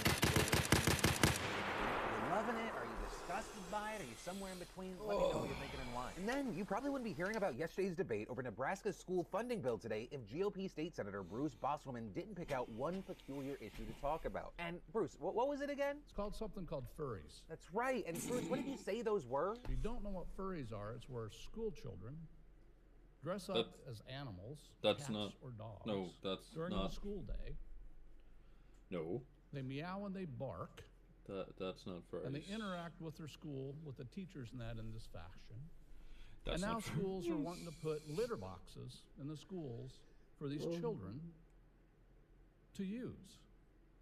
How is this sanitary? Right, so to be clear, immediately, that is not what furries are, and nobody is shitting in school litter boxes. Or just so we're all on the same page, furries are just people who identify or are interested in anthropomorphized animals, and some, though not most of them, dress in such costumes. So despite common media portrayals of it as a sexual fetish involving bestiality, and hey, some do engage with it that way, that is not the focus for a majority, with some comparing it to other fandoms in video games or comics that have erotic subcultures but are primarily non-sexual. And most furry activity consists of digital art, fiction, music, and even conventions similar to a Comic-Con. But clearly Bruce didn't know any of that when he continued his speech, saying, I even heard from one person here recently said that a student identified as a cat and wanted a litter box. And the school didn't provide the litter box, so the student went ahead and defecated on the floor. With him finishing by asking the school administrators, state senators, and Board of Education what is going on. And well, Bruce, I have the answer for you. You are a shit peddler of misinformation. Right, turns out this is just a rumor that came from a parent's post last month in a Facebook group called Protect Nebraska Children, asking about the litter boxes and also saying at the same time he wasn't trying to propagate a rumor. I just want to know if it's true, and I'm praying it's not. And despite a school secretary actually replying saying this is in fact not true, this bullshit spread like bullshit does on the internet. Also leading to statements from several school districts denying the claim and calling it ridiculous. Plus, this led to Bruce, as well as a Democratic state senator, reaching out to school districts on Monday and being personally told that no, this is not a thing, which then led Bruce to backtrack on his earlier speech, saying it was just something I felt that if this really was happening, we needed to address it and address it quickly. So, rather than just research it, let me just regurgitate bullshit on a public platform. But the BS probably won't end here, right? You have similar rumors spreading in other states as well, like in Michigan, where the co-chair of the state Republican Party shared a Facebook post claiming a school got a litter box for students who identify as cats, which was easily debunked by the superintendent. Or in Iowa the following month, where the superintendent had to do the same damn thing. And unfortunately, I don't see this ending anytime soon because weird lies spread way faster than boring truth. And I don't want to say that no one's ever going to make some ridiculous request like the stuff that's in these rumors, because people are people and all it takes is one. But these are just weird, lazy lies that end up just harassing a community of people just minding their own business and having an interest that is different than yours. I personally don't understand it, but it ends up villainizing this whole community where the majority of it are just people enjoying stuff at like conventions and online. They're not hurting anybody, they just have this target on their back because it's so outside the realm of what most people consider normal. And I say that as someone, trust me, that would speak out against someone saying, hey, we need litter boxes in school so I can shit in them. You fucking dumb misinformation peddling donkeys. But from that, I want to take a quick second to thank the fantastic sponsor of today's show, Vessi. Vessi's are lightweight shoes that are perfect for any season because they keep your feet warm and dry in the rain, the snow, the mud, and they've got that comfort and breathability for everyday life. I'm constantly in Vessi's, running errands, playing in the yard with the kids. I love their weekend Chelsea boot that can dress up for business or for a date night with Linz. And with a revolutionary technology, Vessi makes a truly versatile shoe that is 100% waterproof and snowproof without sacrificing comfort, breathability, or style. It's a perfect shoe whether it be for hikes in LA or on my winter vacation. And how does Vessi accomplish all this? They make their shoes from Dynatex material, a dual climate knit, keeping you cool in the summer and warm in the winter, and with antibacterial insoles, they're always fresh. They're always coming out with new designs and colorways, so go to Vessi.com/DeFranco right now, and be sure to use code DeFranco to get $25 off. Grab a pair while they have your size, and you'll be thanking me later. And then, there's been this question of the air of, are we going to need a fourth COVID shot for this new subvariant of COVID that's been spreading? And well, as of this morning, the FDA approved a second booster of Pfizer and Moderna in people 50 and up, with the agency also approving second boosters for those with compromised immune systems, 12+ for Pfizer and 18+ for Moderna. And the CDC is expected to quickly sign off on this, though many believe it's just going to say that these groups can get a fourth shot rather than explicitly recommending it. Or because there's still a lot of debate among experts on the benefits of additional doses, with much of that debate centered around uncertainties about the future of the pandemic. But with that said, in general, there does tend to be a broader agreement among medical professionals that older populations and the immunocompromised may benefit from an additional shot. However, whether a second booster will be approved for younger, non-immunocompromised populations is more up in the air. But with this latest decision from the FDA, you have the agency saying that it made the approval because of uncertainty over whether an even more contagious version of Omicron will cause another wave of infection in the US, which is something we've already seen in Europe and China. Though notably, while this Omicron subvariant is now making up a majority of new cases here in the US, cases in general are still on the decline here overall. And then, let's talk about major news around Trump and the 2020 election, with yesterday District Judge David Carter finding that Trump more likely than not committed federal crimes in his efforts to obstruct the certification of the votes, with that finding announced as part of a legal battle between the House committee investigating the insurrection and conservative lawyer John Eastman, who was heavily involved in helping Trump's efforts to turn over the election. Right following the election, Eastman helped organize, quote, legal strategies and advise Trump's team on how to convert the will of the people, this including one infamous memo that members from both sides of the aisle have painted as essentially a blueprint for a coup. And if this sounds familiar, it's because we talked about the case earlier this month when the committee made a very significant filing in the case in order to force Eastman to give lawmakers more than 100 emails that he had refused to turn over. With the panel in that filing ruling saying it had evidence of possible crimes committed by Trump and Eastman, including obstruction of Congress's official proceedings and criminal conspiracy to defraud the American people. And in his ruling yesterday, not only did Judge Carter order Eastman to turn over almost all the documents in question, he also appeared to back the committee's findings about the campaign to overturn the election, writing, "The illegality of the plan was obvious. President Trump vigorously campaigned for the vice president to single-handedly determine the results of the 2020 election," with him also saying that Trump and Eastman's actions amounted to a coup in search of a legal theory that spurred violent attacks on the seat of our nation's government, also leading to the deaths of several law enforcement officers and deepened public distrust in our political process. Now, notably, this ruling does not charge Trump, Eastman, or anyone else involved in a crime, nor does it have any kind of practical legal impact on those involved, but legal experts say that it is highly significant because, as the New York Times explained, Judge Carter's decision was perhaps the investigation's biggest development to date, suggesting its investigators have built a strong enough case to convince a federal judge of Mr. Trump's culpability and laying out a roadmap for a potential criminal referral. Right, because while the panel cannot bring criminal charges, it can make a referral to the Justice Department. With as Vanity Fair describing it, the January 6th panel politely requests that Merrick Garland do his fucking job. Or less direct, as a Bloomberg opinion writer said, Merrick Garland has more than enough to investigate Trump. Now that said, while the Trump spokesperson responded by calling the ruling absurd and baseless, just this morning we saw another piece of major news that could ramp up pressure even more, with the Washington Post and CBS reporting that White House records from January 6th that were turned over to the House committee show a massive 7-hour and 37-minute gap in Trump's phone logs. According to the documents obtained by the outlets, there was absolutely zero notation of any calls made to or by Trump from 11:17 a.m. to 6:54 p.m., which includes the time the Capitol was stormed by the violent mob. Meanwhile, the calls that were documented show that Trump was active on the phone before and after the attack, with the records documenting conversations with at least 8 people in the morning and 11 in the evening, with the Post noting that the 7-hour gap also stands in stark contrast to the extensive public reporting about phone conversations he had with allies during the attack, and adding that according to 2 sources familiar with the probe, the House panel is now investigating whether Trump communicated that day through back channels, phones of aides, or personal disposable phones known as burner phones, as well as scrutinizing whether it received full logs from that day. And continuing, one lawmaker on the panel said the committee is investigating a possible cover-up of the official White House record from that day. Right, so that could be absolutely massive, and in response to this, we saw a Trump spokesman saying Trump didn't have anything to do with the records and assumed all his phone calls were recorded, with Trump himself also responding saying, "I have no idea what a burner phone is to the best of my knowledge. I have never even heard of the term. Burner phone, never heard of her." And then finally, let's talk about Russia's now 37-day war in Ukraine. Obviously, fighting is still occurring throughout the country, although that may be changing in some parts. There are reports that Russia is shifting its priorities in the war, and instead of trying to take Kyiv and other key cities in the north, after facing serious setbacks, it's instead focusing on consolidating its hold in the south and east, right, especially when it comes to fully taking Mariupol. We talked about this a bit yesterday, but it seems that Ukrainian forces are still fighting for the city, which is the last bit of land that would secure Russian control of the coast of Azov, and that'd be a big deal because that would allow Russia to fully begin efforts to reopen canals into Crimea, which has been in really rough shape since effectively being cut off from basic necessities since being taken by Russia in 2014. Either way, the decision to back off in the north likely made Russia's decision to say, as a sign of good faith,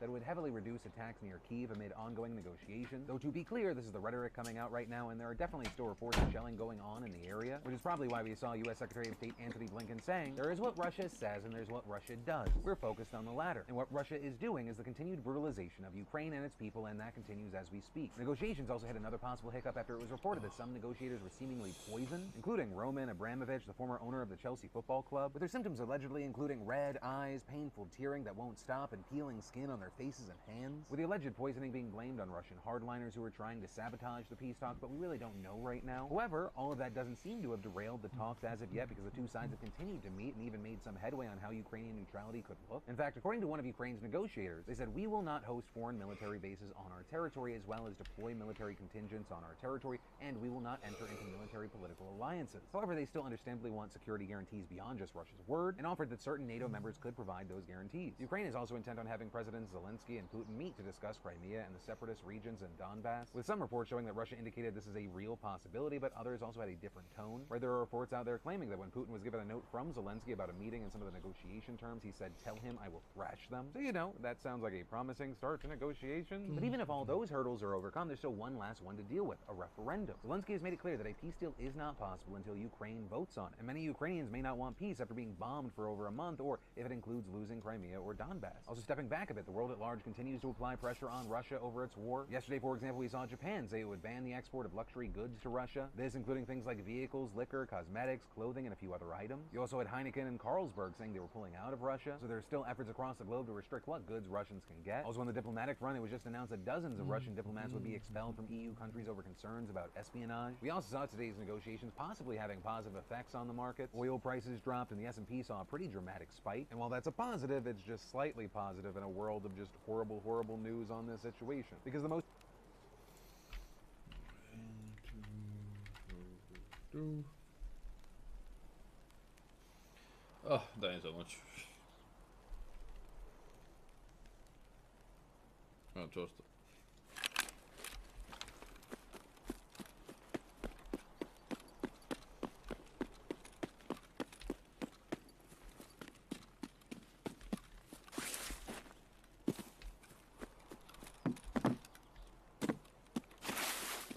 Oh, there's certain star kills you can go for.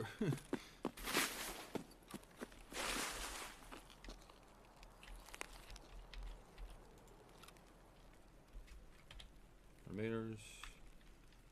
Shit.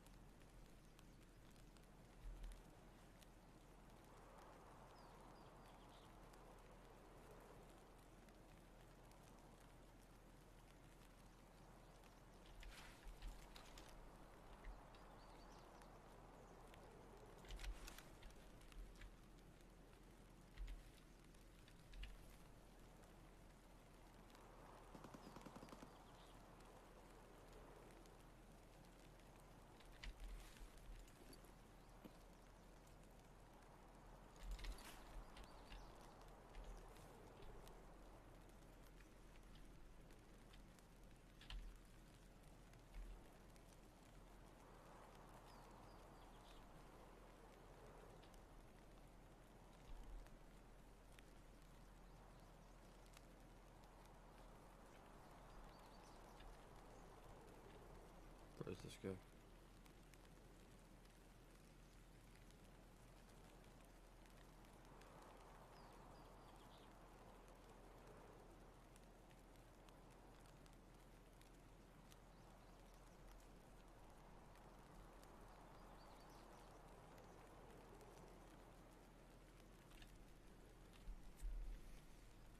Come on. Oh.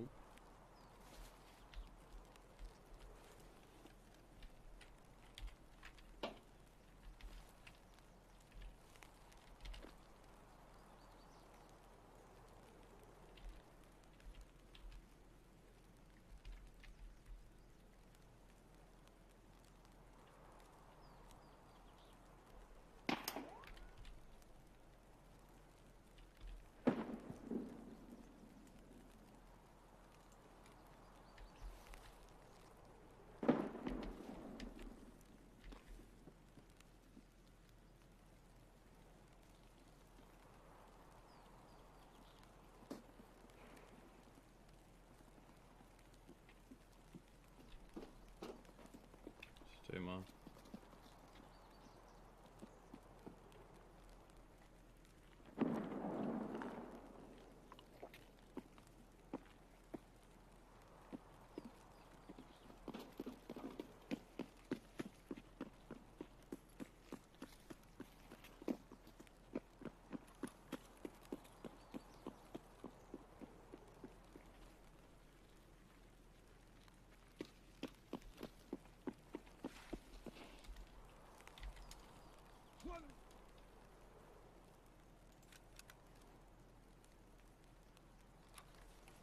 Damn it. He heard me.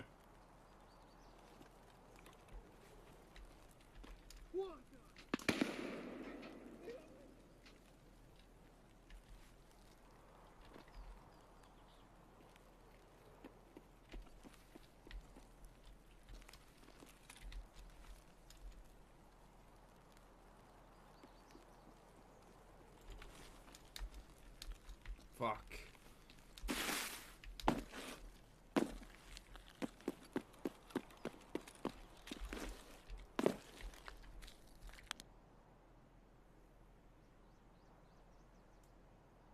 Fucking permit.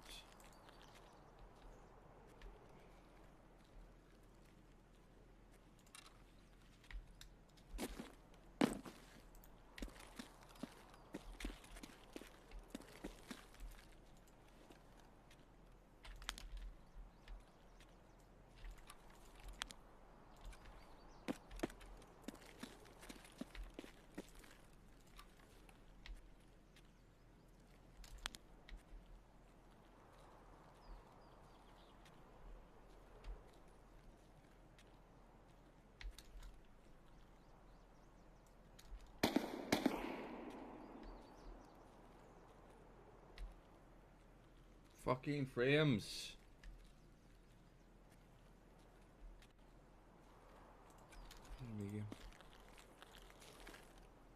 I'm gonna die because I'm losing like all my fucking frames per second.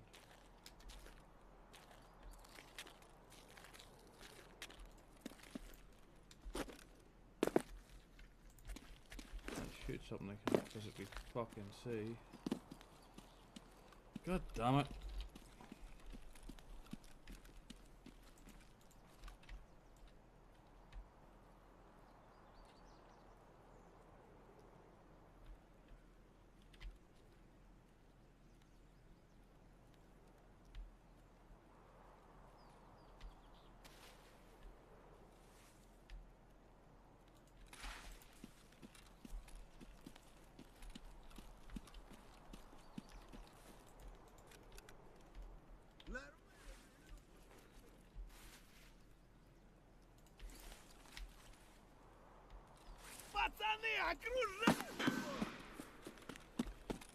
God damn it.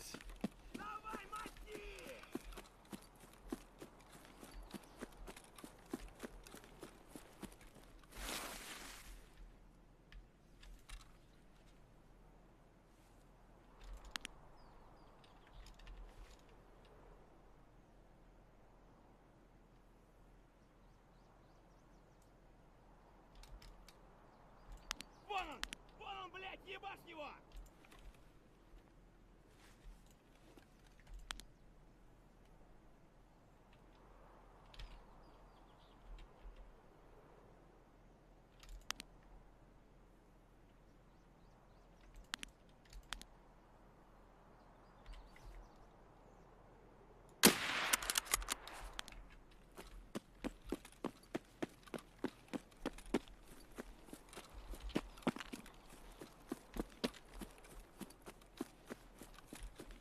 Oh, now you give me fucking frames.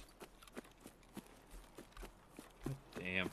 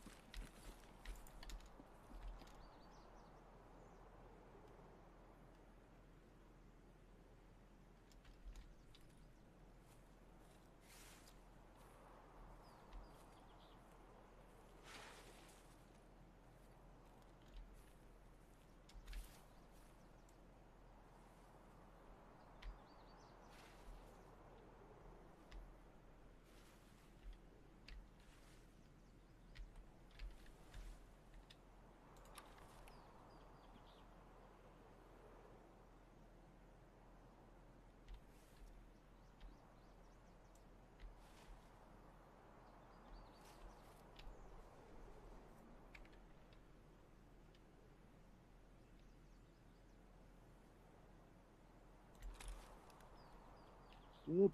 Like.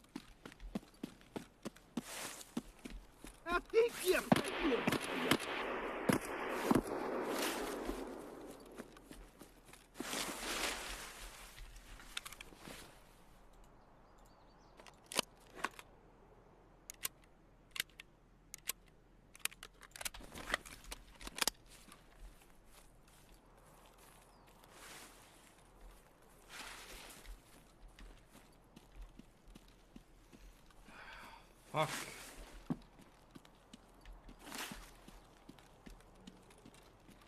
I get myself in a bad position to take like that.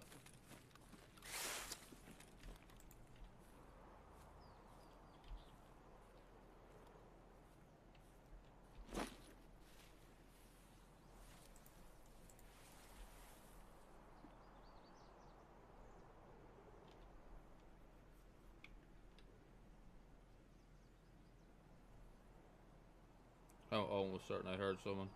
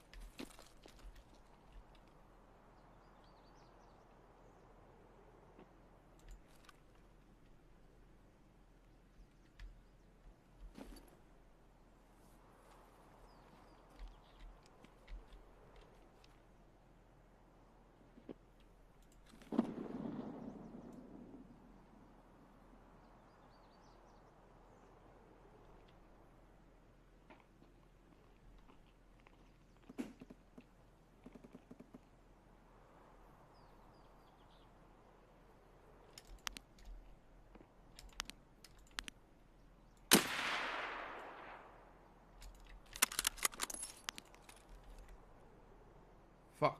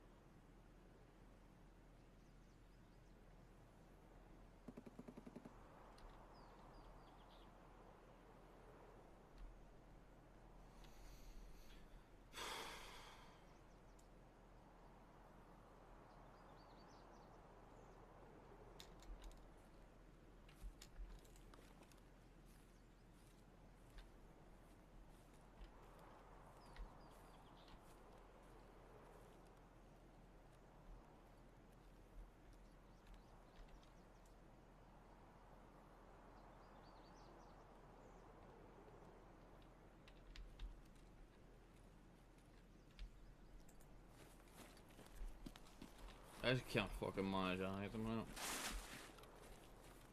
Texas. Simple fucking kill, and I can't even manage that. And a deaf fucker too, because he has a bloody diaper on him. Can't hear shit out of that.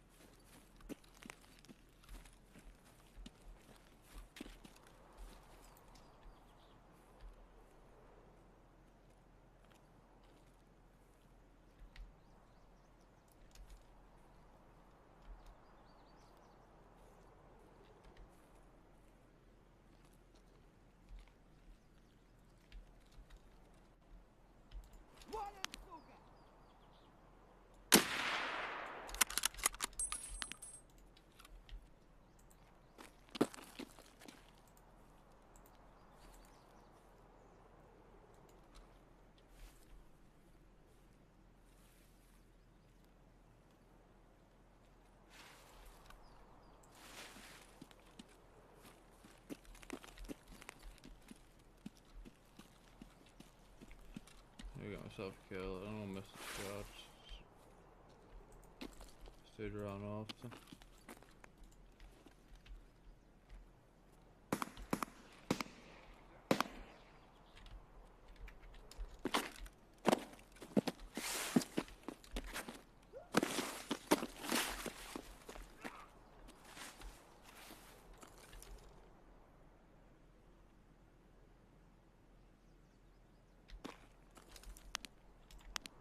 Yo. Hi. What's up? Oh, just consistently dying like a bitch. Oh no. Killing a good few people, but dying just the stupid shit constantly.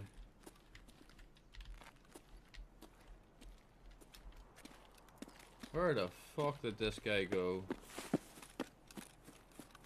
I'm slightly unlucky. Like that, this time I was in position on the bridge, and my frames just started fucking about on me.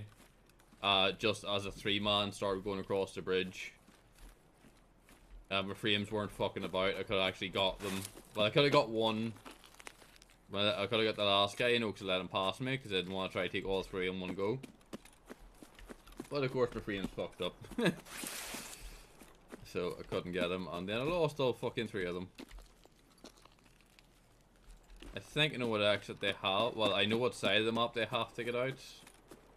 But I've heard very little fighting. So I don't know if they just went straight to exit, or what the hell's going on this round.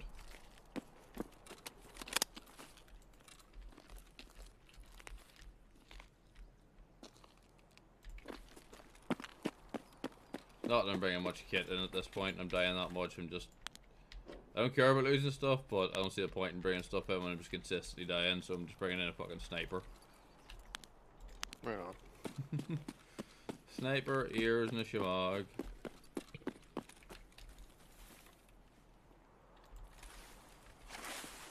Alright, time to be an absolute toxic piece of shit. Oh, nope, never mind. Time to die, probably.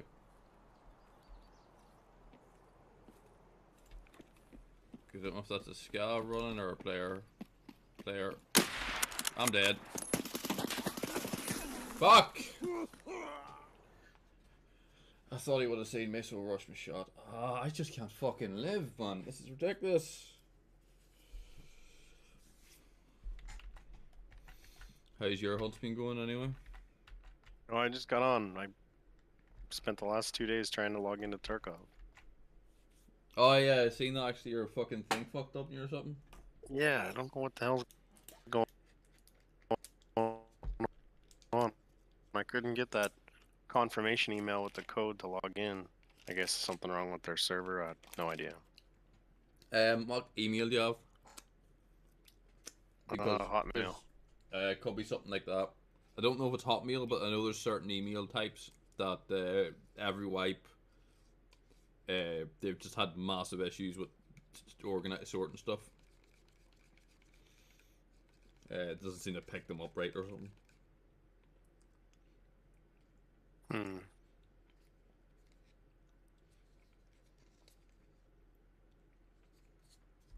Because every wipe, I know there's like a slew of people that basically struggle like fuck to even get into the game.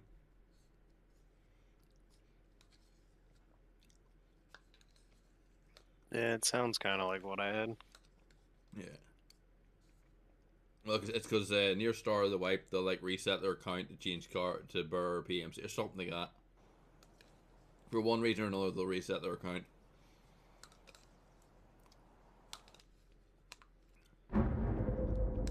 And yeah, or they'll try to change their email or something, change their name or something. And there's certain emails that just don't work well with the fucking Battlestate server.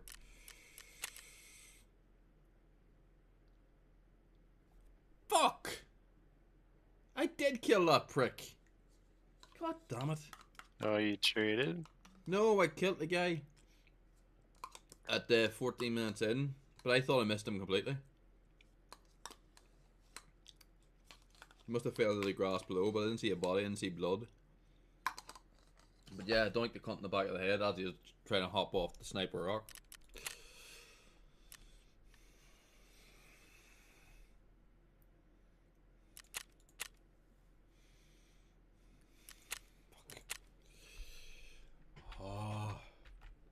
I'm just consistently getting fucked at the minute. Way it goes some days. Yeah, it's been like the last fucking week. I think I meant too aggressive or something. I don't know what the fuck I'm doing wrong.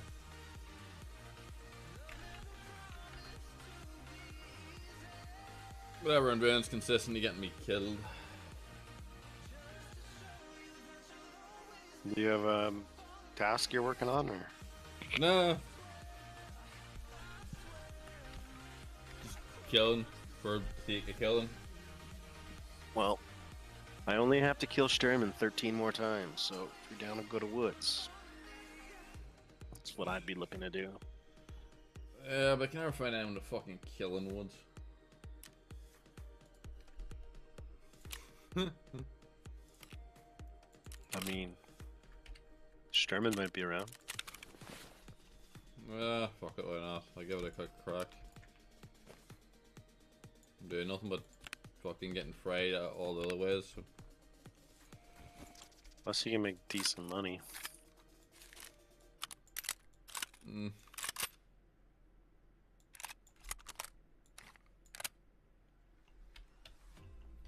Where all the cool kids go to raid. It's not. It's just not. Stop lying to yourself. Oh man, I don't know, man. I'm pretty cool. Okay, let's take that off. We're going in the woods. Let's bring out the big boy scope. Especially since I'm at like 58 mil at the minute. Wow. Nice. Okay, let's grab some spare American ammo.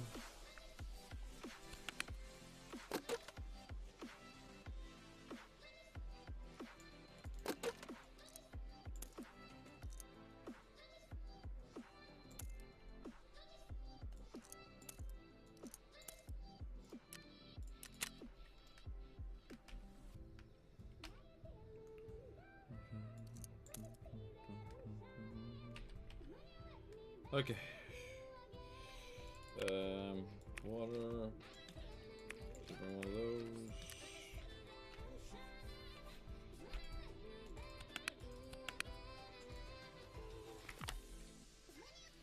One of those. Backpack.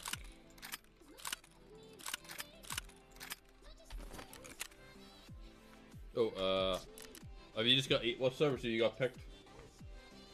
Eastern servers. Just East Coast, yep. Yeah. You know, wait, mate, because I've got a little Western, I got some EU ones picked at the minute as well. Okay. I'm in the lobby at 1340.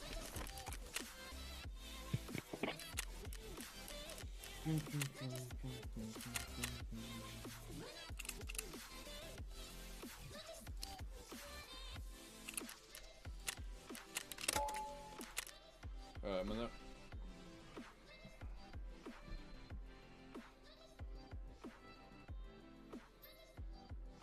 Oh. I'm in lobby Saki. Oh, you got the big boy. The sneaky gun.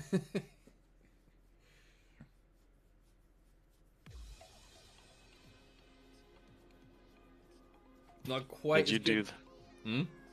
Did you do the thing where you have to kill 3 people with a bolt action on woods yet? Oh fuck yes, that was thermal. In fact, that particular raid, I think, ended up taking 5 people out. Nice. There's a reason people fear the therm.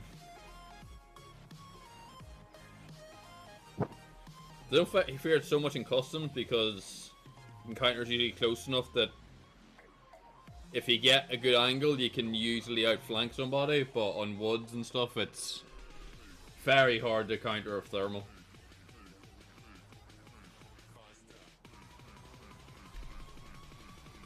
Woods especially, like you're in a fucking forest. Where exactly are you gonna hide from a thermal? Nowhere. Although ironically, I have actually killed a few people in woods that had thermals whilst I was using just a regular scope.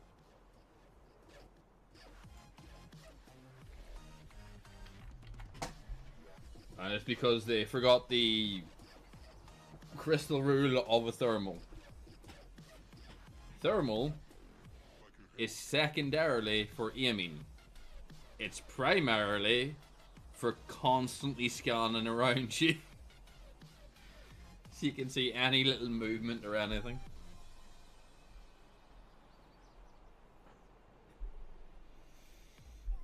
No, I find it really disorienting when you have the thermal. You get used to it. It does take a bit to get used to the flare though, because it has a slight delay on it. It's why if you look through the rip IR and you see someone running, it looks really smooth. Like just as if you're looking through a normal scope, but when you look through the flare, it looks a bit janky. It's because the refresh rate's like 50 Hz, whereas the flare is 60 Hz or something like that. So there's like a ever so slight delay with the flare. So if they're running, you have to lead your shot for the flare and for the distance and shit. Once you get used to it, it's fine, but yeah, it's a bit janky to get used to it.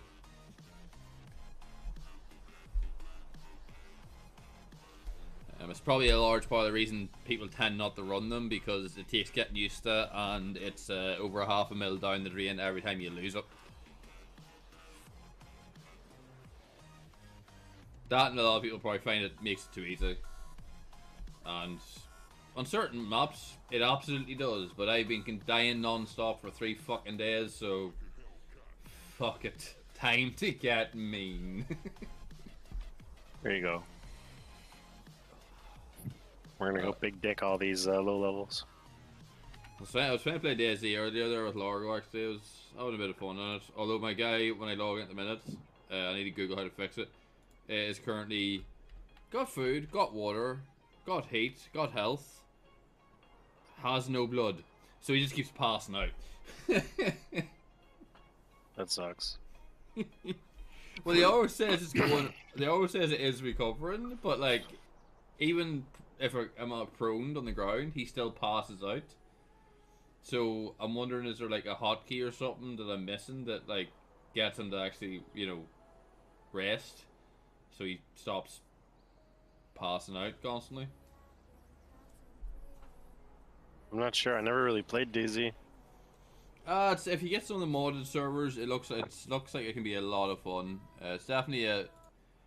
Well, you can play it solo. To get into it, it's probably best to do it with people, because it is a bit of a not clunky per se, but like it has a lot of mechanics and a lot of interactions and item combinations and stuff in it. So let's go this way. Here, mate. Behave yourself. Careful, don't go too close to the water. You're okay here. The sniper will end your ass.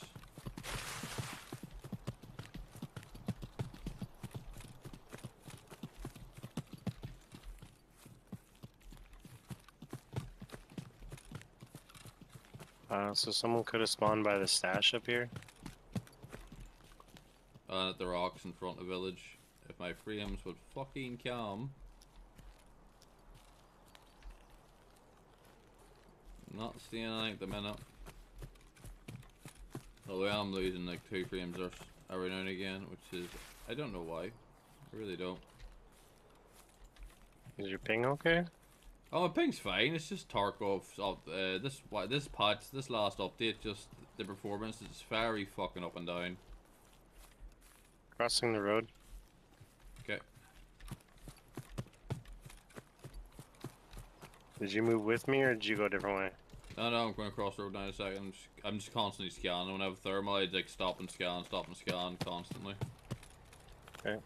Because odds are I'm going to spot them before they spot me most of the time. Not always, but, you know, most of the time. I'm trying to rush past this to get to the USEC camp, the Or not the camp, but the village, the little wooden one. Yeah. Normally there's a spawn that takes time looting you can catch in there.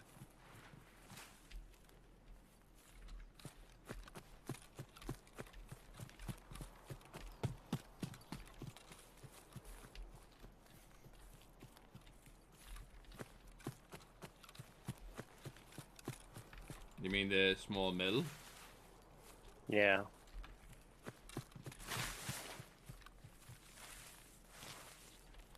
Not seeing any movement yet, anyway. I haven't seen any fucking scav yet. Yeah, normally the scavs don't spawn if there's more than one PMC group nearby.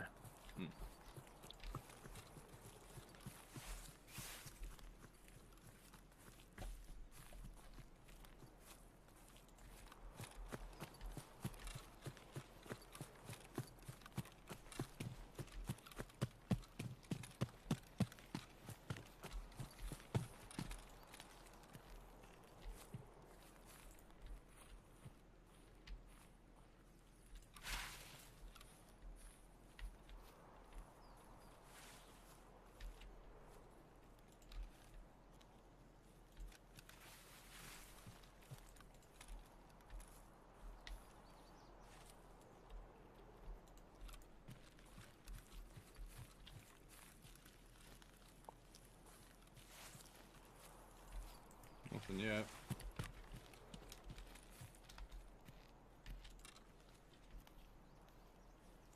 I normally catch someone through here.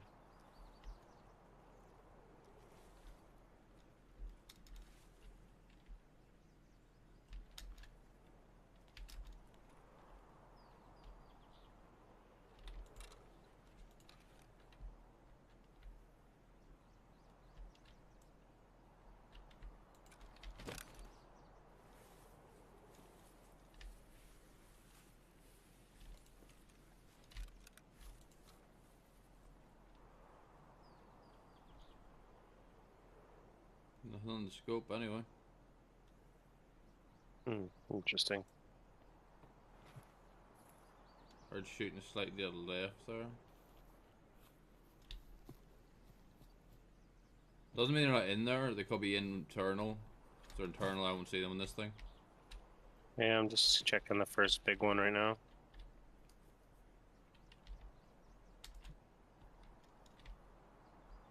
No one in this one.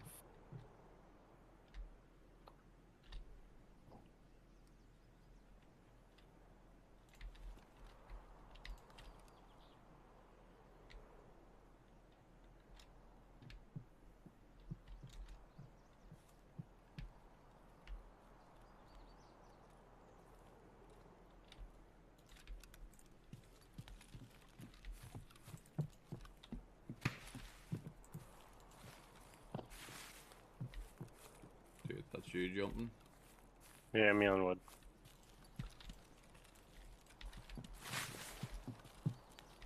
Did you shift from your previous position? Yeah, I'm moving right. I'm just scanning along as I'm going.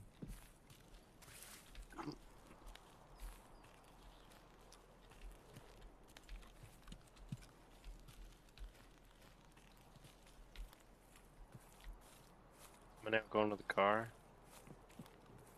Yeah, I don't see any movement.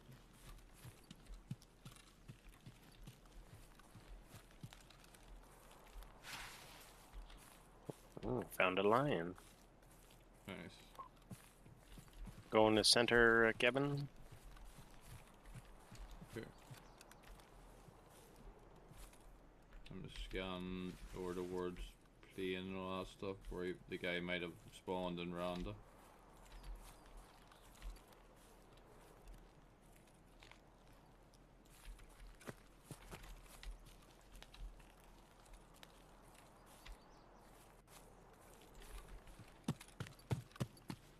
Moving past to the striker with the weapon box.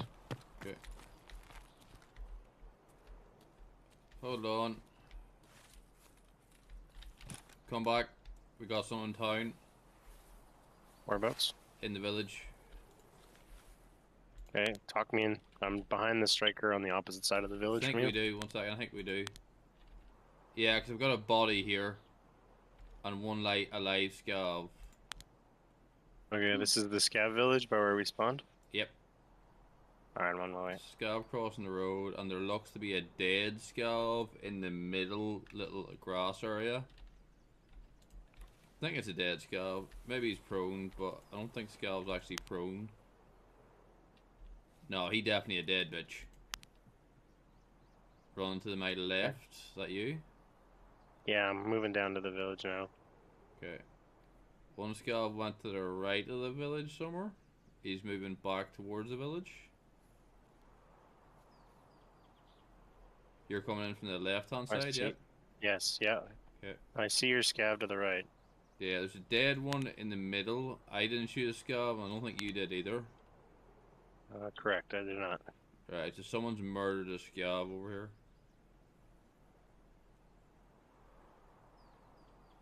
Judging by the fact the other guy was outside, my guess is he shot a scav and bolted into one of the houses.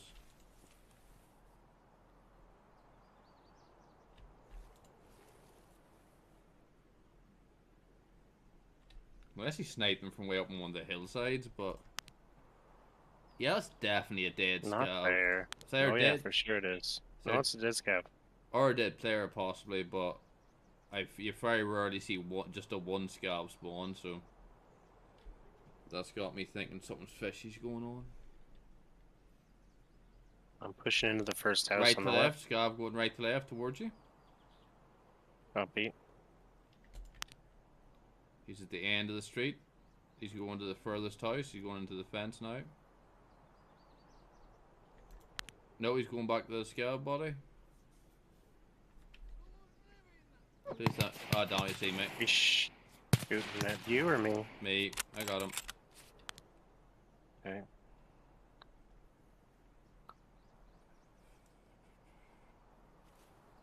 Nobody was in this house yet. Where the hell was that scav killed from? I'm thinking either the tech house or the greenhouse. Tech house is the one on the right, greenhouse is the second on the left from where you're sitting. Not seeing any other movement. I'm coming out on the street, left side, by the greenhouse. Trying to scan. I'm trying to do a scan the road now. Behind the houses in case the dude was like, unless it was from Sniper Rock. Oh, I didn't think Sniper Rock even had an angle on this. If you have a really, really high powered scope, you can.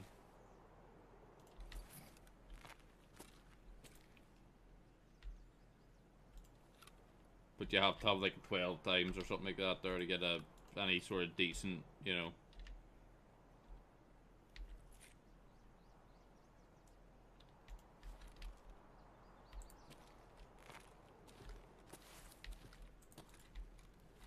Where is this fucker?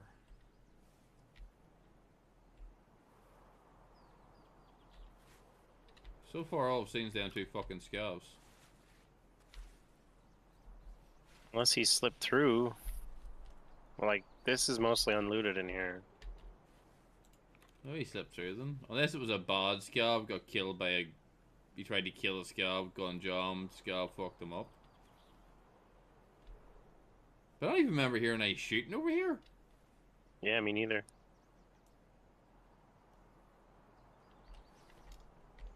That's why I'm thinking like Sniper Rock or something, but I'm not seeing any heat sigs up there.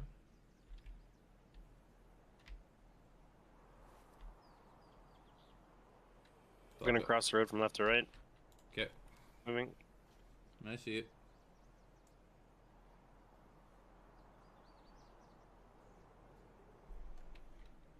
That's super weird.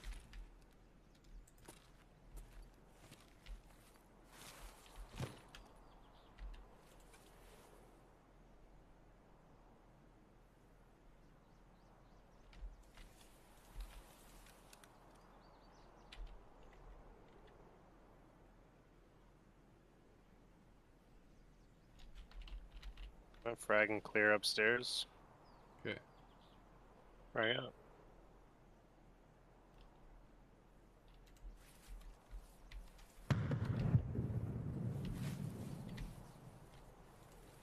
Clear.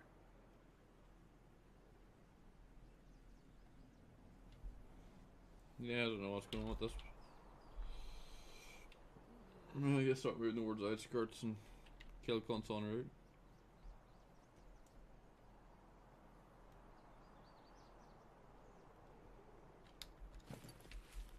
Very strange. Very, very strange. I agree.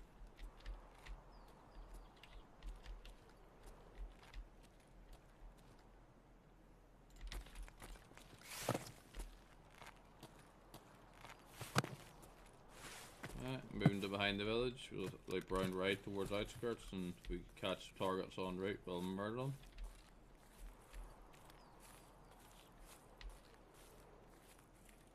Alright, I'm on my way back. Oh, the car's gone, bro. Oh, no, it's not. No, it's not. Thought it was for a second. I hear you running. I'm behind the houses. Hey, I'm gonna jump the wall by the brick house. Okay.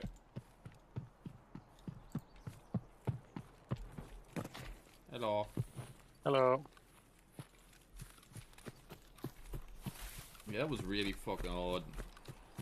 It was. Oh, do you want some loot? No, I'm gone for now. Okay. Got some pretty decent stuff. I got a vase, 2 sugar. As much as I've been dying constantly, I would literally need to lose fuck knows how many good kits before I'm actually worried about rules at this point.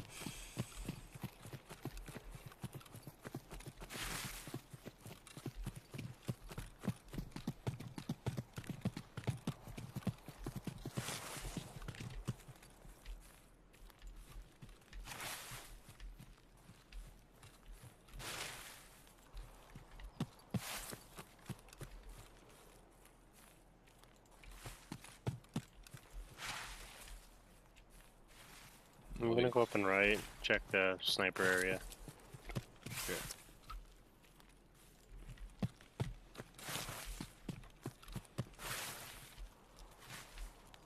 Not seeing any heat takes yet, anyone?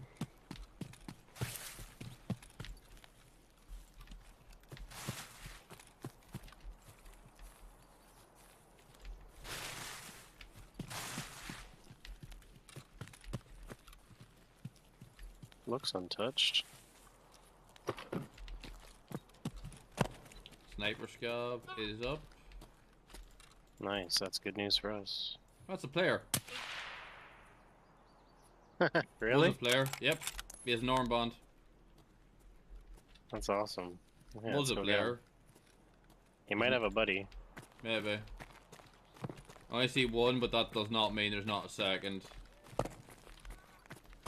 Someone down there. Scal was just getting hit. I see him. Come on. My guy's sliding, so I can't get a clean shot at him. Fuck. There's a lion here. Oh, come on. Stand still, asshole.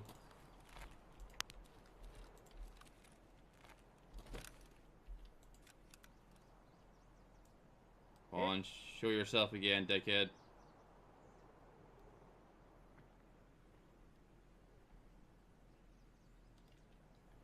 He's to the left of Spine, last time I seen him.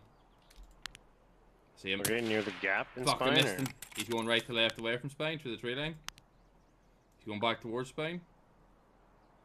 I think I got one in the chest of him. Yeah, he's going right. I got no joy. Come on, give me another little flash or heat sig so I can get a shot at you.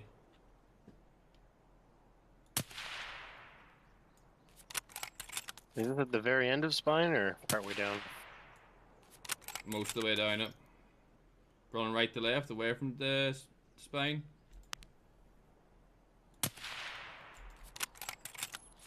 Probably missing all these. He's going towards you, said camping, or Hey, we got movement tight below us, tight to the wall below us. Kind of in that, you know, little like where the rope is? Yep.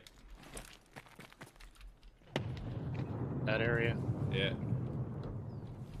Scanning.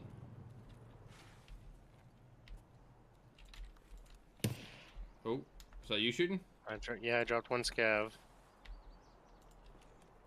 But scavs normally don't walk close to the wall.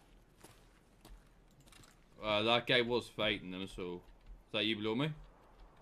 Yeah, I'm gonna make the drop down into the area with the rope. Stay. I got movement. Going right to left I'm on the already- tree line. Already committed. Okay.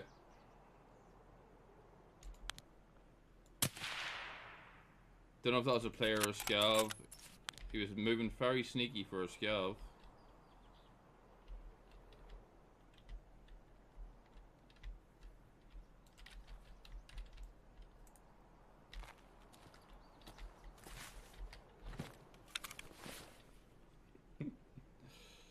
Don't fuck with the thermal. Yeah, I almost had a clean shot on that guy. I fucking missed some really easy shots there. Don't know why. I think I'm still off my game at the moment.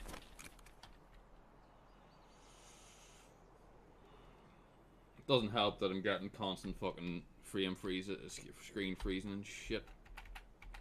Constantly. Come on, Tarkov, stop being a dick.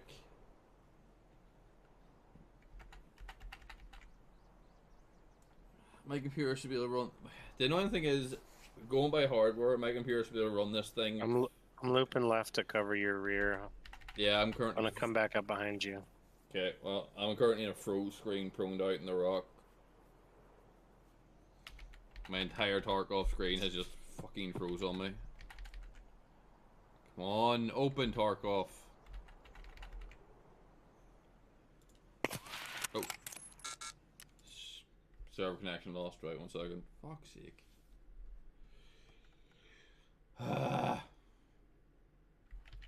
What's with the performance of this fucking game the last while?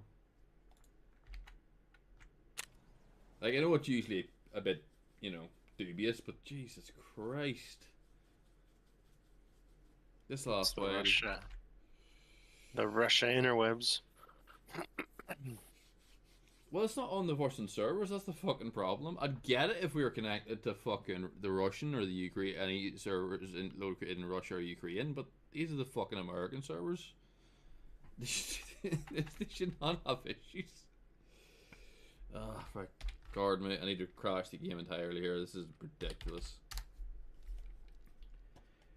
Tarkov, fix your goddamn shit. Is it responding? Okay, no, it's gonna spawn now, okay. Holy shit, man.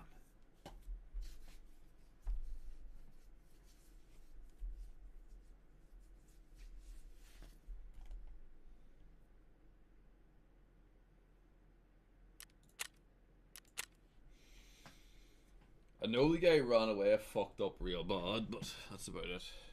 I just need to delete that prick on top of the rock. I was like, I seen him just sitting there. I was like, that's the sniper scout. And then I zoomed in and I seen the armband. I was like, hold on, that's a fucking player.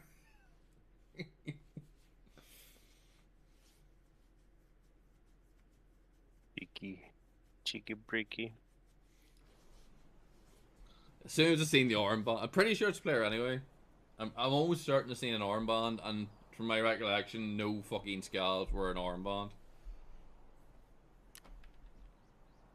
I know they have like patches on their arms and stuff, but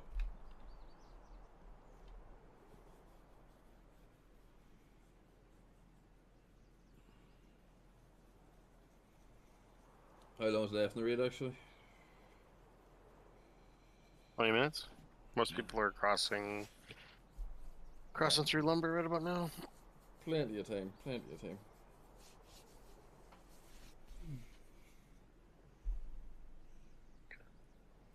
Load. I do hear a scab between the end of Scab Wall and Sniper Rock. Yeah. Somewhere. Well, I think the guy who shot us probably went to extract, or he's in a wide loop. But I doubt he's going to come through that area again. Seems that I was shooting at him from quite a distance when he was clearly like. With the normal scope, you probably wouldn't have seen him, put it that way.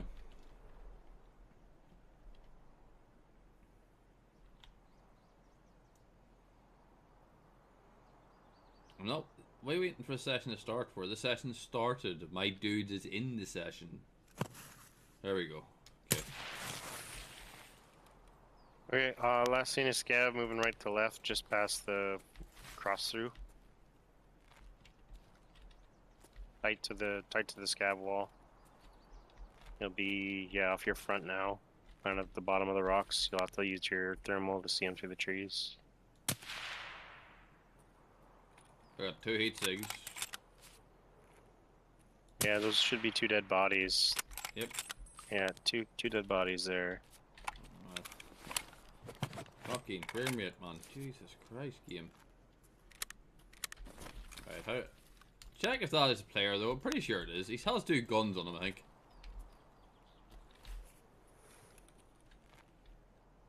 Hard to tell from here. How do I get over there? How do I get over How do you there? get over here? Like Yeah. this, on this side. And then to the right. And then go slow down the slope and hug strafe right as you come down.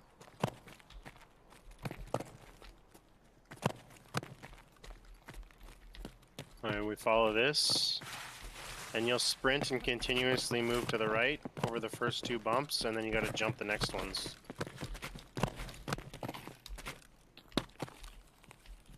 And then up that ramp. I think he's up here. Where did I shoot this prick? Okay, where's this asshole's body? Up the ramp and then go left towards the front side of the rock. Oh, find him. Yeah, player. Nice. Level 39. Oh, rocking a DVL Saboteur. Thank you. There you go, you got one of your guns back. I got a spur.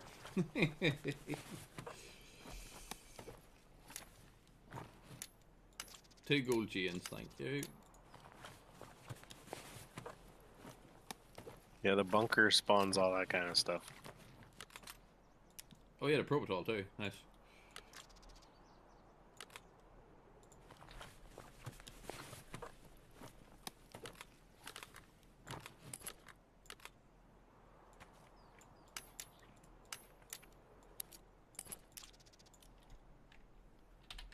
I heard something stand up to my right. Okay. Some below us, I think.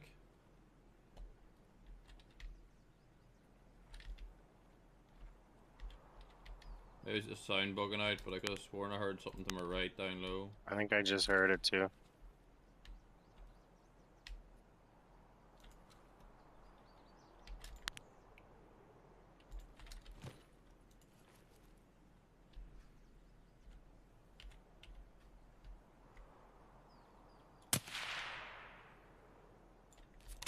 You have eyes on it? No, it was something at the lumber, I think. I just head tapped something. Like 200 meters.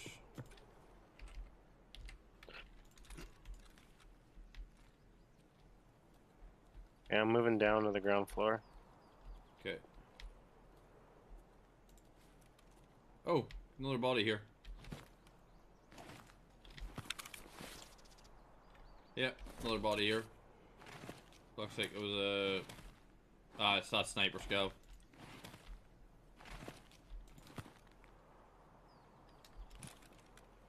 Is that another... I got movement down below me. Are you up That's here? me. No, I'm down below. I'm hearing something directly behind me. Don't know if that's you or not though. I just stopped. Okay, it's you. That's okay. Alright, I think I got another heat sig somewhere in lumber mill. I thought I seen it for a brief second.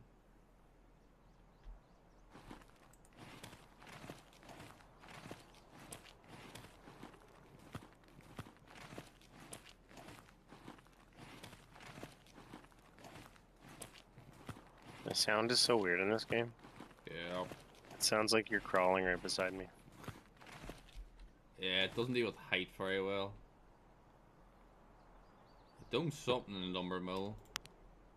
Don't know what it was though. Could have been a guard. Alright, I'm moving to lumber.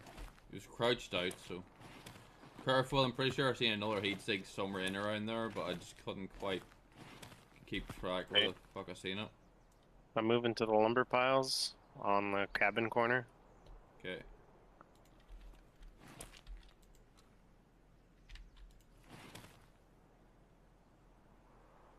Let me know if you see me, so You'll know where I am. No sign of you yet. That's like checkpoint. I'm getting to the lumber piles right now.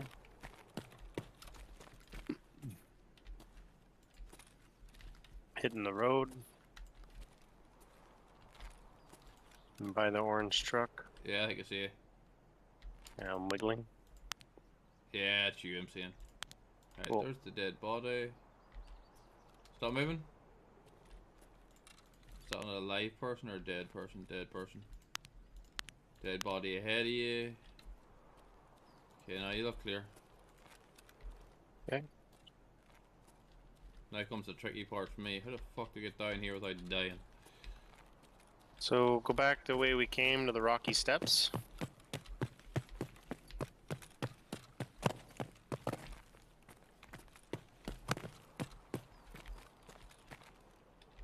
Oh. Dead body between spine. I think I just dropped a player off my front. Nice.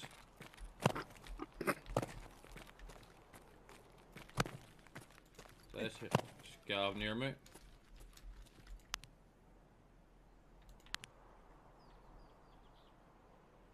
I seen you, fucker. Fuck it.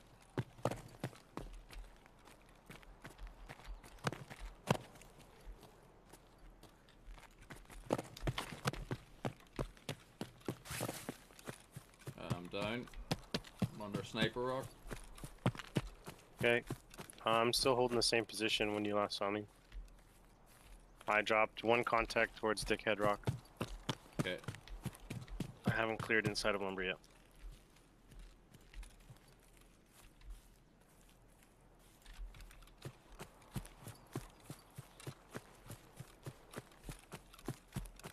Where did you say you were? By the wood piles? Yep. Okay. Saw a dead body. I think I got at least one dead body, the opposite side. Just to the right of the truck. I think I heard you just come in. Yep. Are you down cabins? Nope, nope, nope. Potential contact in cabins. Okay. Yeah, confirmed. Okay, I'm to the left of the wood piles above cabins. I'm to your left by about 30 meters. Okay. I hear you now. So we have someone, I think, in the second cabin in there. Do you want me to fire a nade down and see if we get him to move? Yeah. I do. Here, I'm gonna shoot one at the same time. I'm gonna nade slightly to the right, and you nade slightly to the left. Okay, nading to the left of the middle cabin now. Where I go? Yeah, I hear moving.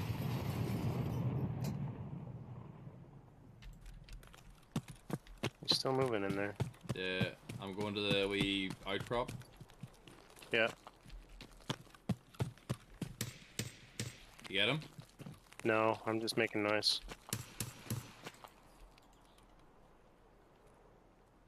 He's moving up. Is that right? I think he's in the leftmost cabin. Oh, I just took around. Oh, that's you? Shit, sorry, I didn't realize you moved over, man. My bad. Oh, contact is inside the cabin. Yeah, sorry, my bad. You okay? Yeah, I'm good. My armor tanked it. I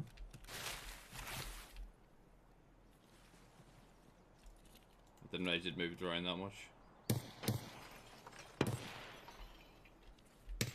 He was trying to wipe.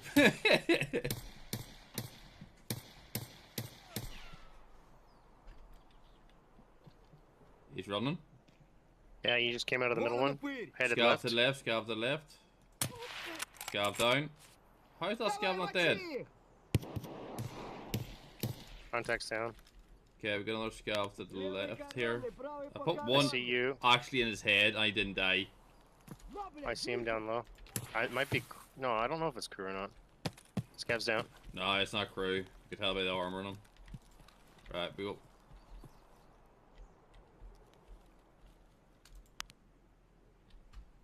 Meters. How is that not 100 meters? I'm at the outcrop now. There we go. I got 8 men, so we need to get scanning this fucking place for the remaining bad guys. I need to find dead bodies here because I know we're down some shit. There's 2 down to the right by the cabin. One by the truck and then one by. I don't even know where I downed the people I downed. If I'm being perfectly honest. You just make some noise, did you? Yeah, I'm healing. I'm off your right in the outcrop. Okay. I don't even know where the guys I downed from up top fucking are. Yeah, I'm pushing down. Was that far range of a shot? I couldn't fucking tell you. Right, body up there. You've got bodies down there. He threw a smoke. It's pretty funny. I could have sworn he killed the dude further to the left somewhere.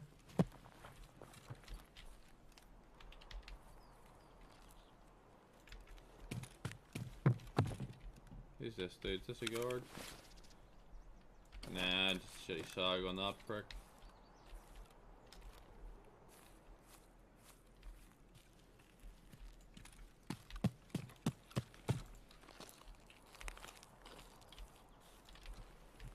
Well, I might have the stash key.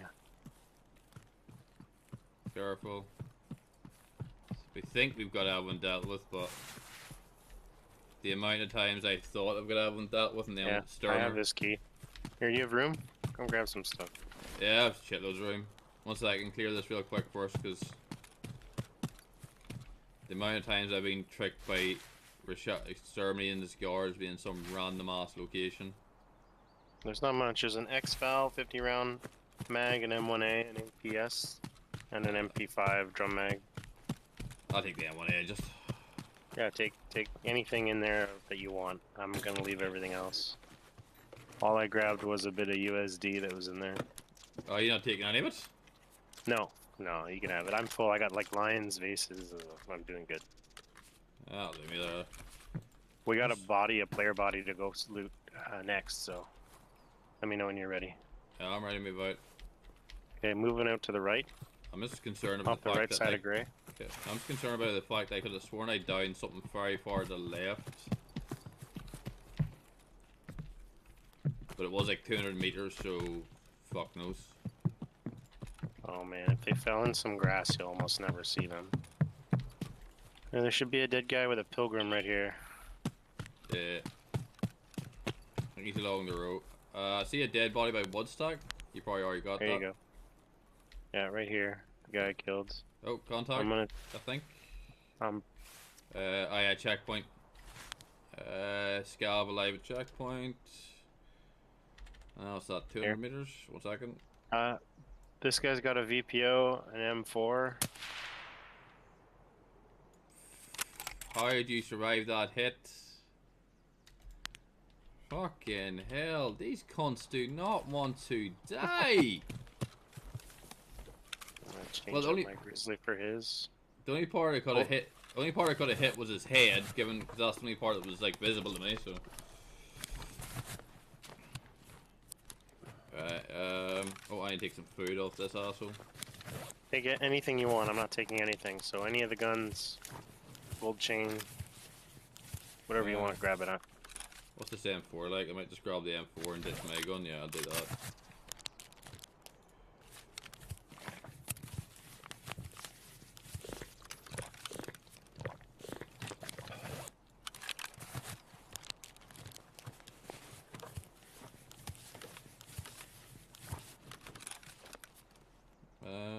What quality is this? I need to switch around these fucking things. So I need. We got about 1 minute and then we're time critical. Okay, I'll be quick. That you moving to my left? Yeah. Yep. Okay. I'm just pushing off to get a little bit of distance from you. Yeah, I'm just gonna quickly stash stuff in his dead armor and take his dead armor. Because why the fuck not? Then stick that on that. Insurance fraud that. Grab that, grab that.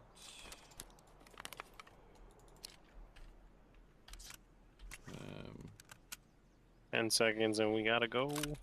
Yeah, just trying to work out. Can I get that in some way? Nah, I can't. Okay. Alright, I'm gonna step off and head towards attachment, towards outskirts. Yeah, alright, I'm moving.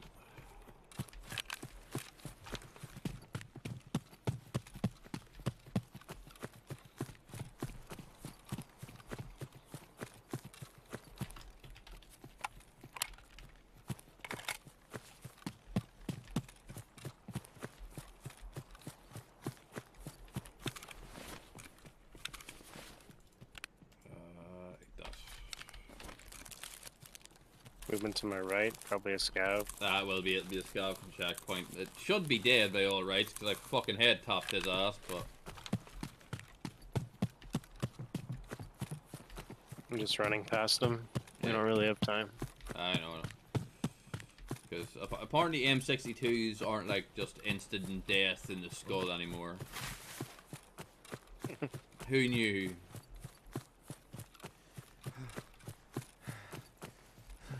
Scav inside checkpoint building. Yeah. I'm just getting stomped back, crawling and getting stomped back. This has already been looted. Pushing past.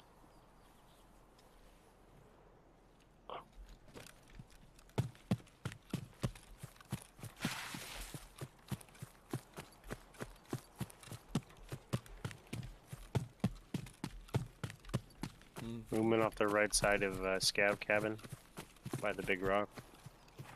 Probably the scavs. Yeah, just scavs.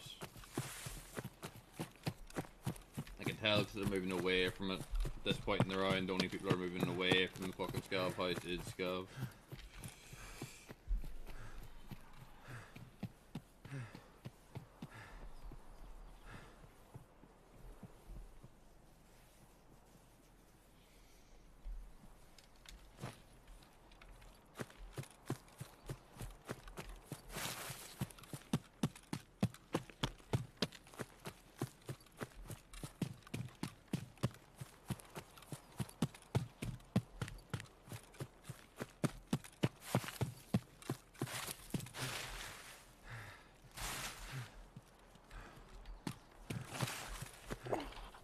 Well, we got some bodies on that round. Yeah. And you lived. Woods in woods with a thermal is kind of hard to die. I'm not gonna lie. It was a confidence building exercise. It's, it does put you at one might say a tad of an advantage against your enemy. You know, on account of you can see them and they can't actually see you. How many players did you get? 2? I think just the one. Oh, okay. I fucked one up really bad, but he ended up running off towards the fort. I see. I don't know. If I got lucky, it'll pop up as a double question mark, which means the cunt bled out somewhere. But I suspect he ran until I couldn't see him, matted his ass up, and kept on legging it.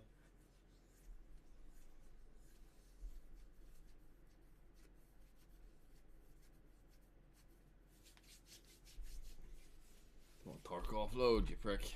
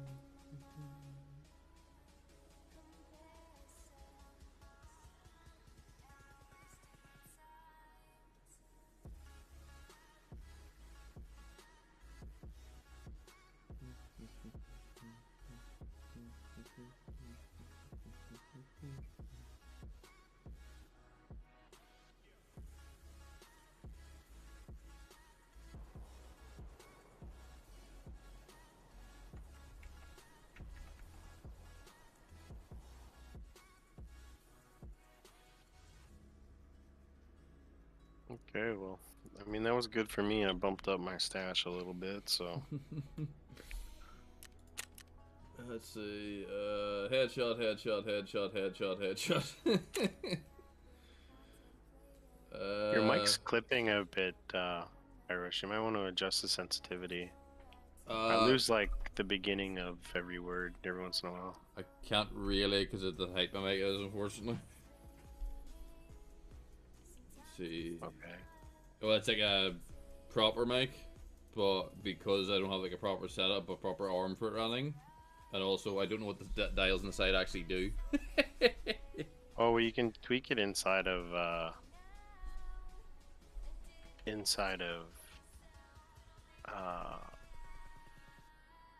Discord. If you go to your user settings. Yeah, but it's like it's all set to auto a minute. That might be better. Is that a bit clearer? Yeah, much better. Trying to get just above the peak of the background noise, you see? Mm-hmm. That should be it now.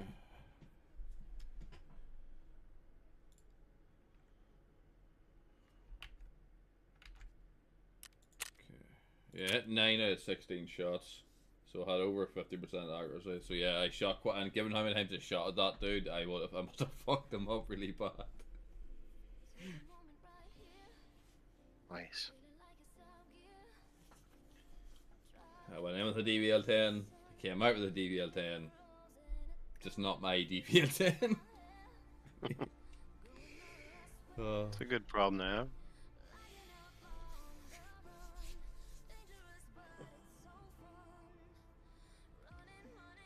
It's dumb players and greedy.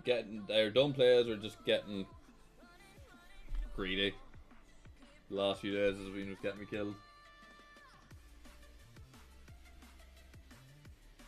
Making a lot of mistakes I advise everyone else against without thinking, you know. Well, it's pretty easy. Pretty easy to make a mistake. Everything happens quick. Okay. Give me 2 minutes, I'll be re-kitted. I just need to rearm my guns. Basically. Sure.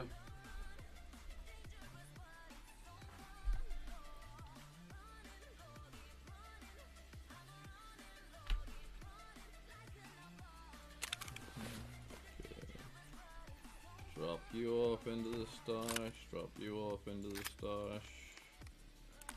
Drop you off.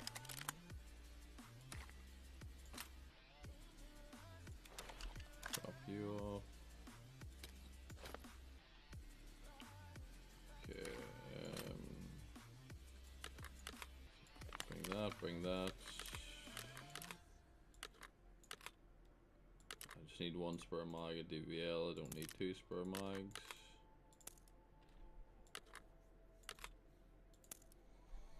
Because it's a boat light on each mag, it's a 10 rounder, so if I'm not getting them dead with that amount of fucking bullets, something's going very badly wrong.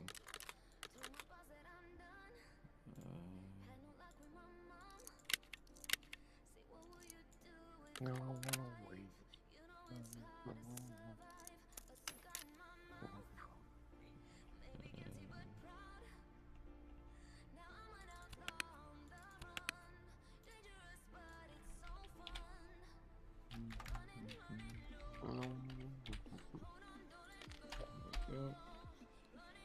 Alright, that guy's getting ready to re-abuse some dumb shits. Nice. Put that there, put that there.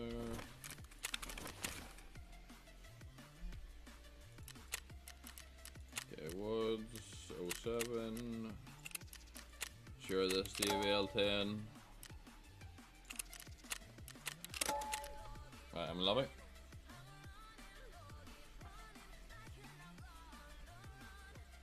I think that guy even said though, like, I'm pretty sure when he tried to VoIP his turn, he turned around, he's like, "You fucking hackers!" Yeah, he was like, "How did you know I was here? That doesn't make any sense." We're like, "Bro, you're thwomping around on wood." What? Yeah. He got shit from miles away.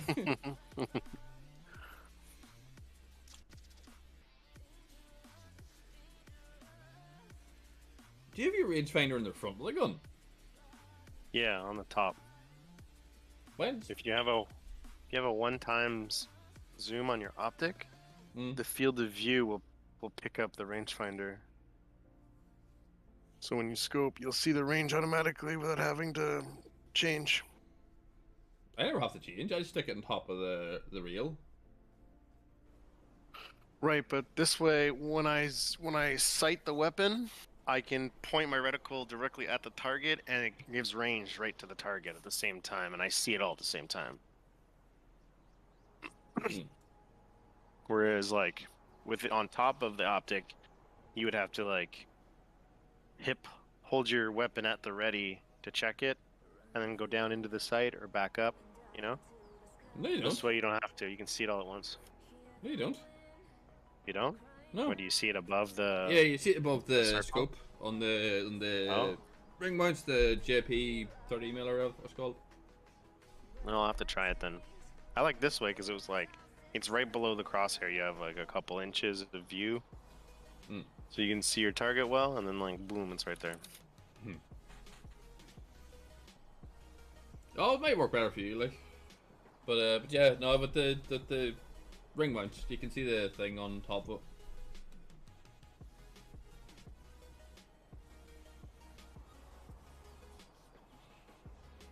And then it frees up like I like to put a red dot on top of the sight. Ah, as a that's backup true, optic. actually. Yeah, that's actually true. You can't really do that when you have a rear finder on top because it blocks the fucking red dot.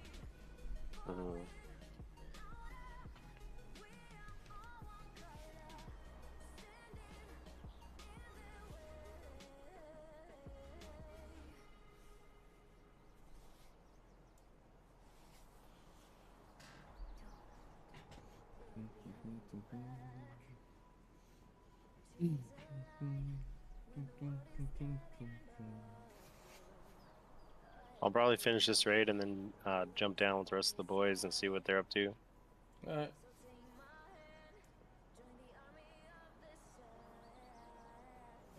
Maybe we can go kill Sturman. Yeah, I can't do. I can afford to burn thermals for a while, so.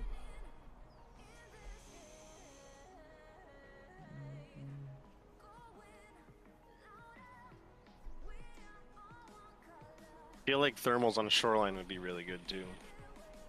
Yeah, it's pretty good. It's a bit boring though, purely because you don't really get much use out of them, to be honest. Like in woods, there's no like big loot building. Right. So you'll always get like be able to get an angle on somebody. In shoreline, everyone goes with short, and because all the glass and stuff, it becomes very, you know. Don't get me wrong. If your buddy sprays out the windows with some cheap ammo, and so you can see in, they can be very nasty. But there's that much glass blocking your field of view all the time. It's just not, you know. Right. We can try and get the other spawn on the other side. Yeah, I was just pausing my music. The overlay works, but I have to pause it. But I have to like hit tab so that my cursor comes up. Frame rate, seriously? Calm your tits. Holy god.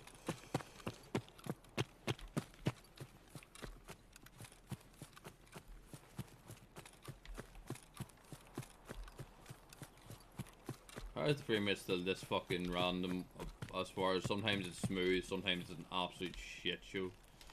What's your ping at? It's only like 115, 130. But it's not the ping, it's like actual like frame stutters. Weird. I can tell by looking at it. Oh, for clear review the whole game and clear moustache, it would probably calm it down a good bit, but it takes ages to fucking quit out of Tarkov as well, so it's a bit of a pain in the ass either way around. You just heard impact or something or a flash? Way in the distance, I think. Okay. Yeah, that. Yeah, that sounds like a shot far away. Like maybe other side of the water or lumber. Maybe.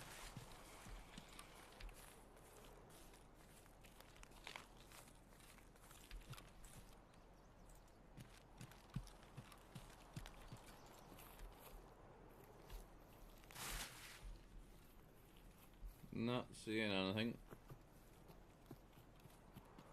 Moving towards the camp. Yep.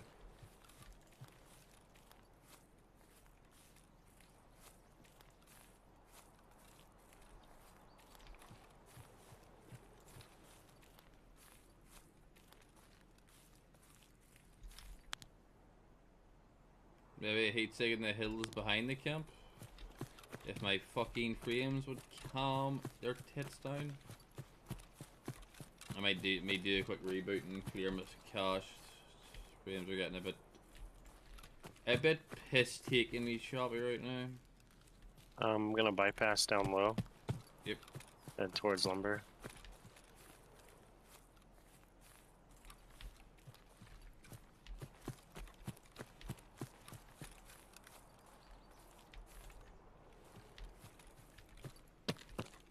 Come on, Tarkov. Yeah, I'm gonna get enough bush thrown out and reboot my game once we get up to the thing, because I'm getting complete fucking frames, screen freezing right now. It is completely tanking on me. I'm hiding this bush back here. I'm gonna reboot my game because this is ridiculous. I'm sure Nicky Battle State would say it's not the case, but I'm pretty sure it's some sort of memory leak issue. Because it seems to fix it to a decent degree every time I crash the game, restart it, and clear the cache. Which to me feels like a memory leak issue. Yeah. There's movement on the shoreline. Yeah, I heard some shooting over there. I saw one time's contact on the beach. Clear cache. Start up.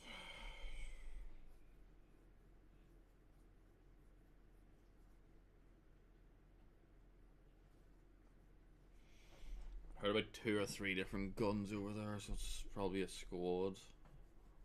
Probably a squad fighting a solo or something.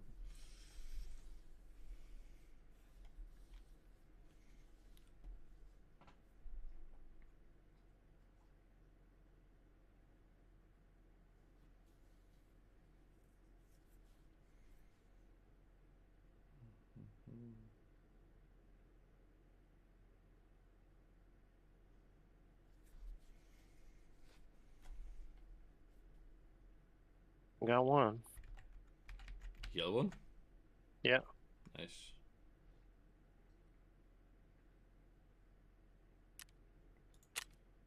Alright, reconnecting.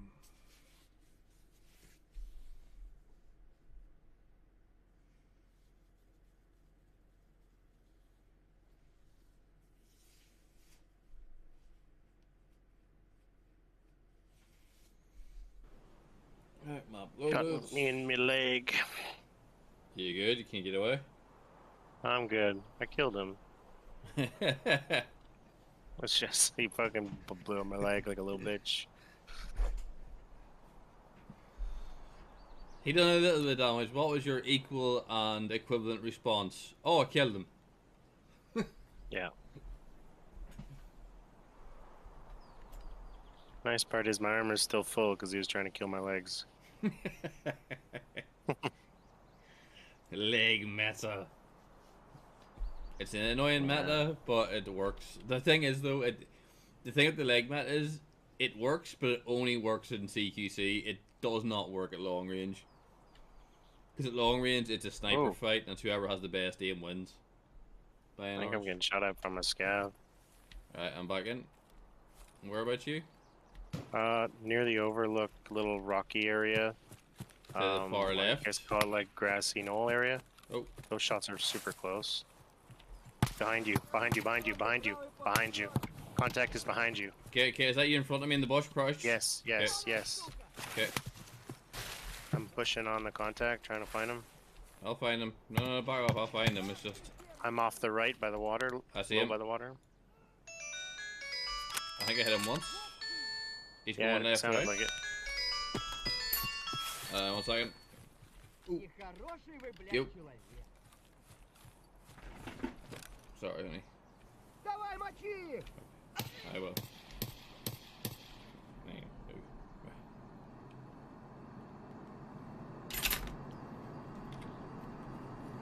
Sorry, it's getting a bit loud there. This is getting a bit woke up. First up, Here, I'm gonna check this guy. Okay.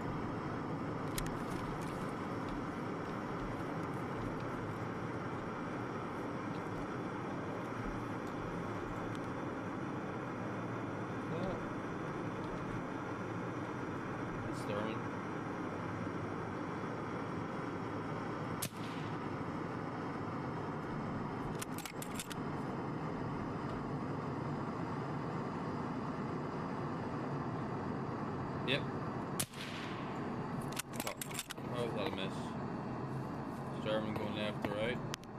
Oh, if you can, let me kill him. I need him for a quest. Okay. He ran. Whereabouts? He was around grey with his bodyguards. He ran left, right. I think I hit him once, and then he lagged it on me. You bastard. Alright, I'm gonna go up the balls, try and get another angle. Is that the fire barrel behind big red, the bottom red one? I think so. Oh, what? Fire barrel? Yeah, it would be. It's Maybe. It's the sack fire barrel. It comes up in my therms. Alright, I'm across you know. See if I can spot him for you. Yeah, it's fucking foggy as shit right now. Wood piles at middle red. No, grey. Inside grey. I see one at the wood pile to the left of grey. Between them. Okay, I gotta get a... Or actually, I don't know if it's... You got the angle, so... I don't know if it's Sturm or not, though. I'll shoot his leg. Look where I'm looking. I'm gonna shoot his leg and get ready to shoot his body if he is Sturming. Oh, god damn it. I think you're shooting him through the bushes, bro. Oh, did you kill him? I see a bag on the ground there. Yeah. Thought I was zeroed wrong there. It's okay. My bad. 160 to the is right, what I see it. To the right, moving out. It's either a player or a guard. Going left to right from grey to cabins. No joy. I'm having a hard time with this fog. I think I'm gonna move up. Zeroed to like 200 there. I show the range to the closest wood pile in front of red to 160. Yeah, I think it was zeroed to 200. So that should have missed. I know. Careful, it could have been a player scene, I'm not too sure. Could have been a guard, but he didn't move like a guard.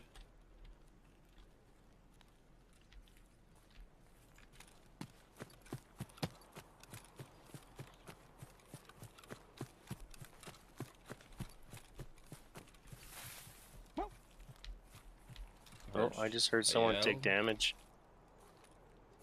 There's someone else shooting here. Crouch check. That's you, yeah, in front of me? Yeah, it's you, okay. That sounds like some is dickhead. Down the same road that I'm on. Like above cabins, I think, is where the shots were coming from. Just barely hear the muzzle. Oh, I see him. Is that a scout? There's a scout.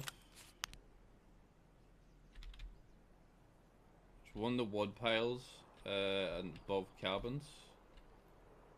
That's fire. That's two bodies. That's a scout back there.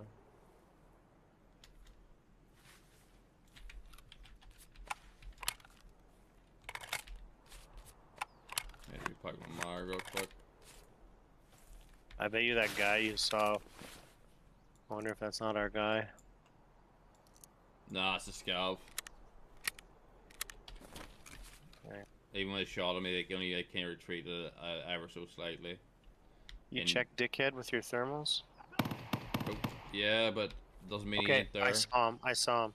You know where I was last time when you were up on the sniper rock? Yeah, I think I seen He's him in as well. that area on the opposite side of the road. So like below Sniper Rock, close to the wood pile sort of thing? Bearing 330 from my position, so for you it would be like bearing 320. The range is probably like 150, I would say. You can see the scav was shot at. Don't see him, but he seems to be. The scavs must be seeing him because the scavs reacting to someone. Far side, behind grey in the tree line, could be a scav, but I'm seeing something. Back right of grey in the tree line near the truck. There's another heat sig.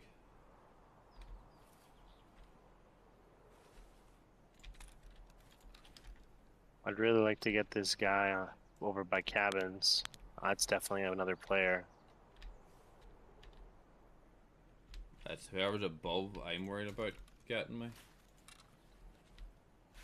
I'm gonna slowly start pushing up to behind cabins. Copy. I'll cover you when you move. Like I say, you got contact in the behind Grey to the right as well. It's probably just a scav. Scav's Yeah, pushing down towards cabins. Careful, he's moving down towards you. He's past cabins. He's down. Okay. Is that a scav or a player? Is that about 200? Possibly a bit more.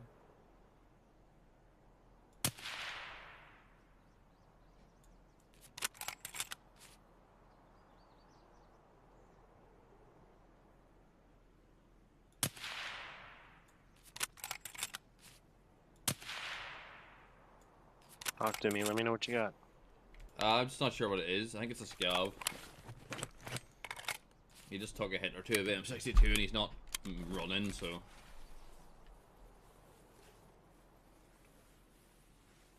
He'll be moving along the back of Lumber Mallow. Below Dickhead Rock somewhere. Copy.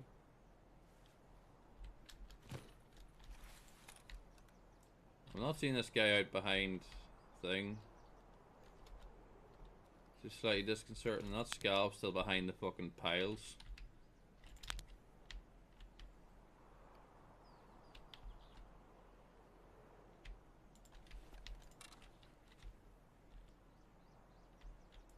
Not seeing anything at that kid.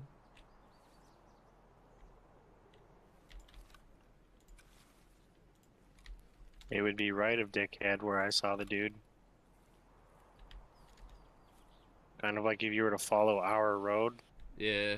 Past the lumber piles, just left of the rock. There's like a smaller rock amid the trees. You'd be left of that 50 meters. That's the way I'm looking, but I'm not seeing anything. I'm pushing up. Doesn't mean he's not there, but so far, no sign of him.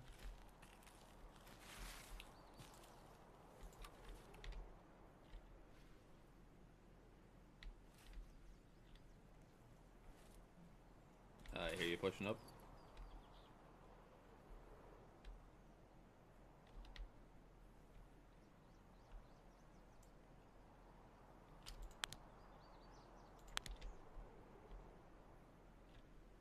This guy didn't even have a gun. The most recent scav that I killed that you said was coming towards cabins. Luckily he had a gun to me. Okay, contact inside of lumber. He's down. Good? Yeah. Sniper scav. That sounds like it's up on the sniper scav area. I don't see him, but I'm trying to scan from now. It could be a player. I know, I'm trying to keep my left covered as well though, because I know I might have some company up there. I think it might be a player dude, because I ain't seeing sniper scav up there. Just try to stay low and hidden for now.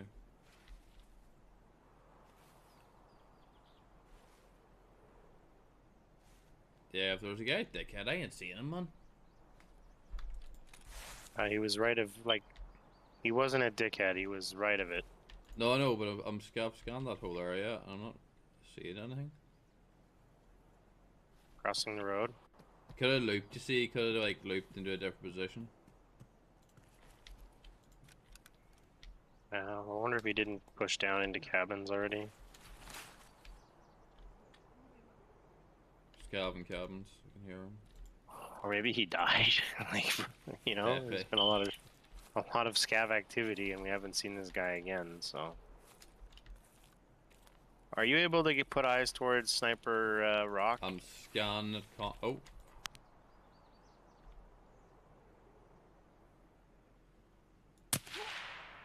Got him. Nice. Was it Sniper Scav or? Looks like Sniper Scav.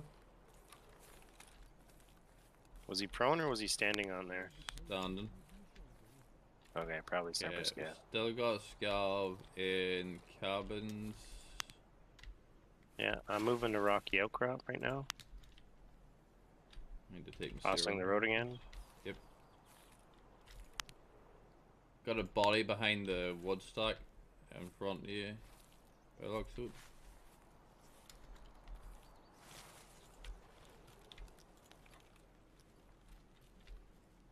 I'm moving the day with this scav that's been hanging around up here for the last 20 minutes.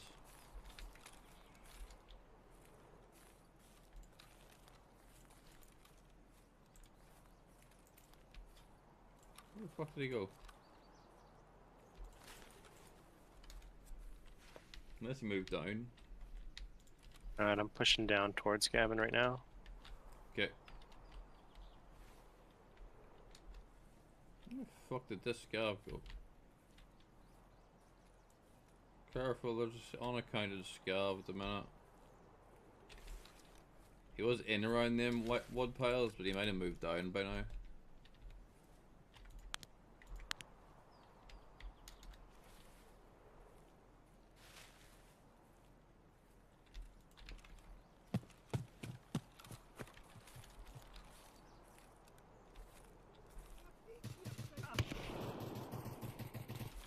You good? Dropped one. Yeah. Do you think there's another? This one was outside of cabins, oddly enough.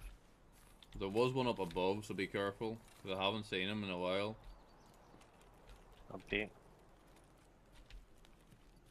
So he might have moved down 2 cabins at some stage.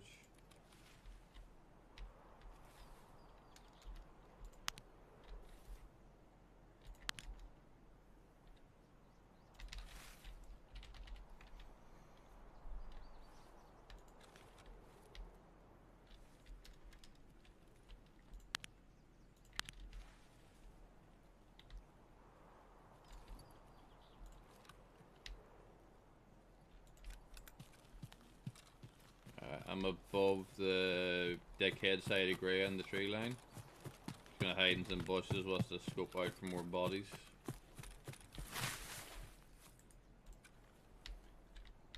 Alright, cabins are clear. Nobody in cabins but me.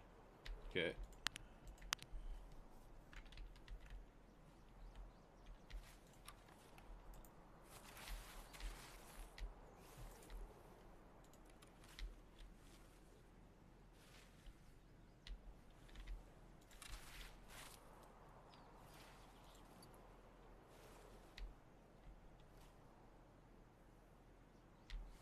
Got 2 bodies on my scopes at the minute.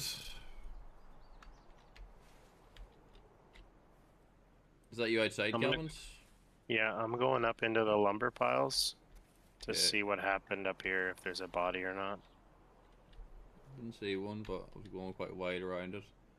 Crouch check. I think that's you. Crouch. Crouch right now. I'm crouched. I'm prone. Yeah, that's you. That's you. I see someone crouched moving. Are you prone right now? I'm prone right now, yes. How was that a miss? I see him. He's at the wood piles. That should have been a headshot. He's dead. Nice. That should have been a fucking headshot. That looked like the guy that I was looking for, to be honest. The way he was black with the rounded helmet like that. Yeah, it was definitely a player anyway. Yeah, man. Alright, I'm gonna hold here. I'm not gonna move. We'll give it like a minute or two and see if his buddy shows up. Okay.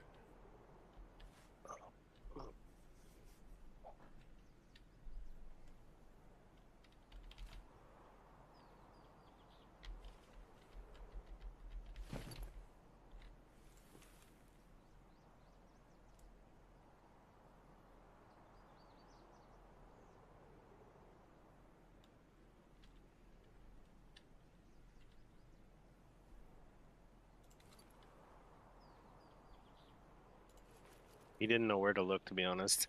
Yeah, I missed him by a fucking millimeter. So he started backing off because he figured he was getting shot from like my direction, and then you started shooting on him. So he was like, "What the fuck?" That was pretty hilarious, actually.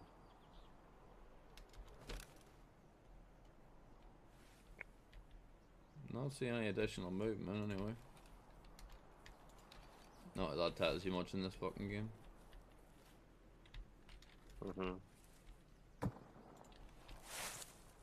That you hear that? is towards outskirts. Yeah. Moving down to start looting Sturmy and the goon. I think I've got one of the goons down here.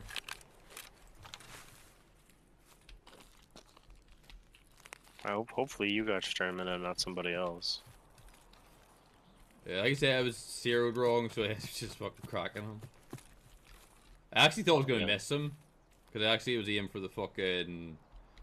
Because I knew it was body zeroed, I was aiming for the wood. I'm moving to check that body that we killed. Okay. Red's clear. Okay, that's a normal scav. Oh! Inside, Grey. Fuck! You alright? I'm dead. He's gonna try to loot me. I'm on the left corner at the front of Grey. He was sitting in there with a shotgun the whole fucking time. I completely missed him as I completely tucked into the corner. Damn it! Kill him, Psycho. I'm working on it, bro. I got a bad angle, unfortunately. Oh, I'll come out to loot me. I'm like right at the front left corner. So if you're looking at Grey, front left corner. It's a fucking player scav, or it's one of the guards. Nikita Castrolia. I got him. Vladimir Vid. No, I didn't get Sturman. No? No, I thought the dude in the woods pile was Sturman, to be honest with you, but no. He should still be alive. He should be about there somewhere. So the guard that got me then? I don't recognize the name though. I don't know. Was it gray? White? Or did it have the report button? Is the better question? Has a report button. Probably a player scav? I don't know. I might have just came in late. So he's like tucked right in that fucking corner. We bastards. Yeah, I think it was a player because he had looted your tag and your gun. Yeah. Everything's insured. You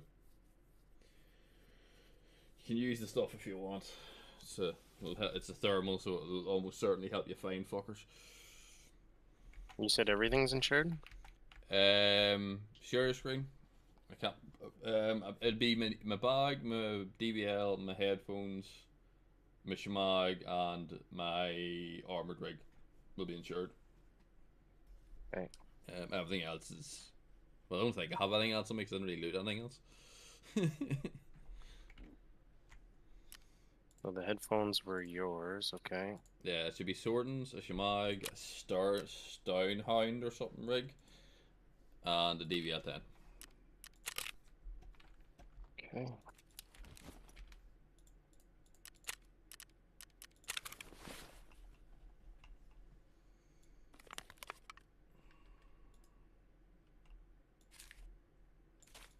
You bastard.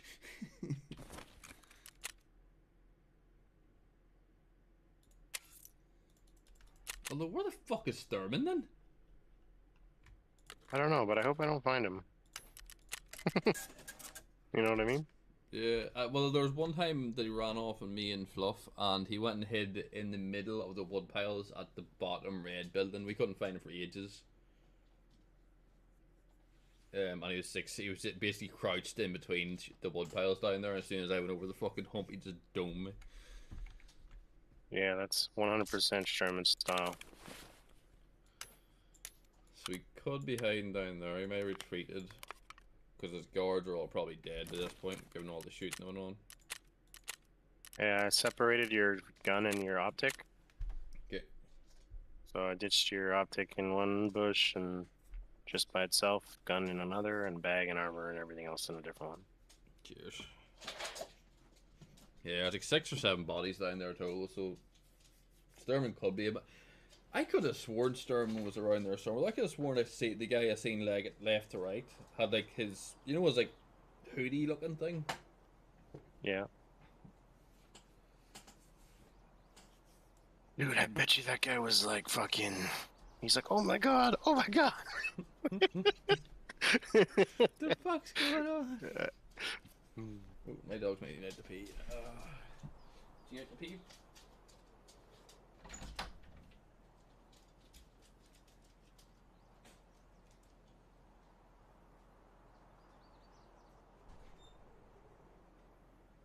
He was shooting flechettes too, which is super nasty. That's why he was going for the leg, Meta. Yeah, that's beautiful. I just didn't expect him to be sitting in that fucking corner like that. He must have sneaked into the back at some point and was just waiting there for something to come. He's probably sitting there for like 20 fucking minutes. I wonder if he didn't hear you or something silly, you know? Ah, it's annoying, but you know, fair play to the fella. He found himself a smart wee corner to set himself in to get someone, so. Fuck. It was well played on his part. Yeah.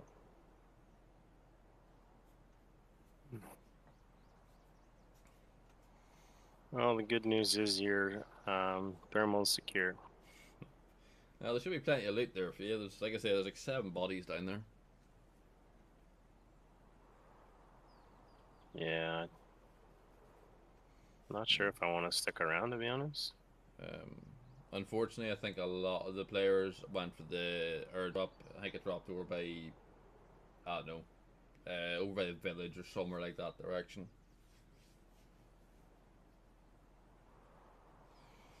I think that probably dragged most of the players over that end of the map.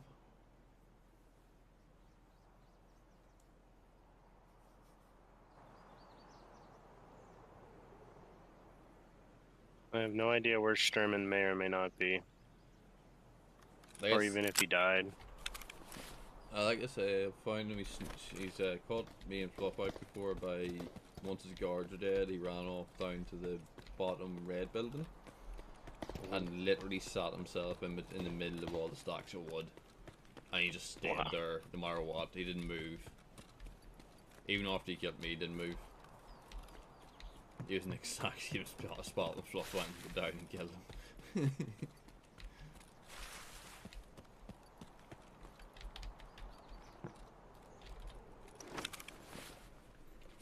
So one of the scavs that you spotted inside of inside of lumber was actually a fucking player. He looked like a guard. Ah, so it was a duo. I was wondering why the guy who ran didn't run like a guard. Yeah. Weird, eh? No. I don't know. It said only had a sniper kill and a scav kill. Although it did have way more hits compared to the amount of damage it showed. Because I had like a good 6 or 7 hits, but yet I had 2 headshot kills, which is a bit odd because, you know, that's like 70, 90 damage is what it showed, but like 6 or 7 M62s. That's a lot more than that. Does Sturman ever wear a pilgrim? Shouldn't do. I've never seen one.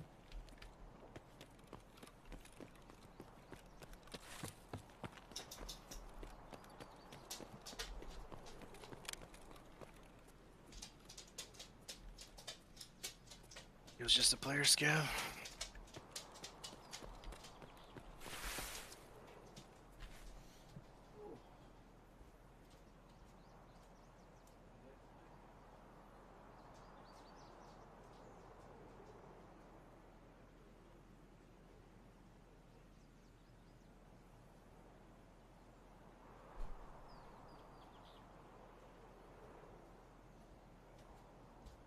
I just finished this run actually and call it night actually because it is quite late for me. So. It's 1 in the morning. Right on. I'm missing the work tomorrow, so I'll have an early night so she can get some actual decent kip. I tend to be a bit loud without meaning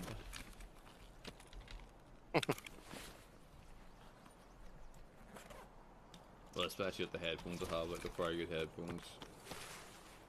Oh yes, you don't hear But, anything. Yeah, no, I hear nothing. The house could be on fire and people could be screaming, and I wouldn't know. I'd be sitting there just touching the side of my desk, like, it's only a little warm. We've got a few more minutes yet.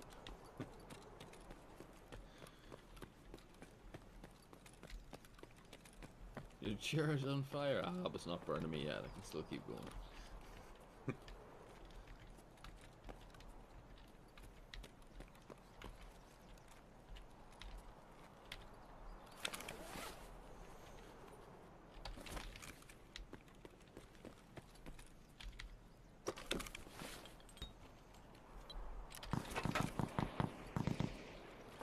Yeah, no, it's worth getting used to the flare. So it is. It's so good. Really is. It's definitely worth getting used to it. It's just something that does take a while to get used to.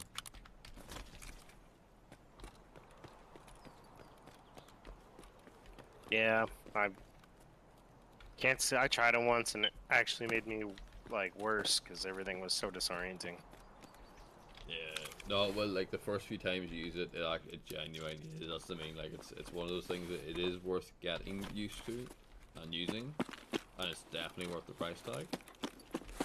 But it's not something that you can strap on a rifle and just instantly be like, oh yeah, no, I got this shit. Yeah, for sure. I tried that. It didn't work.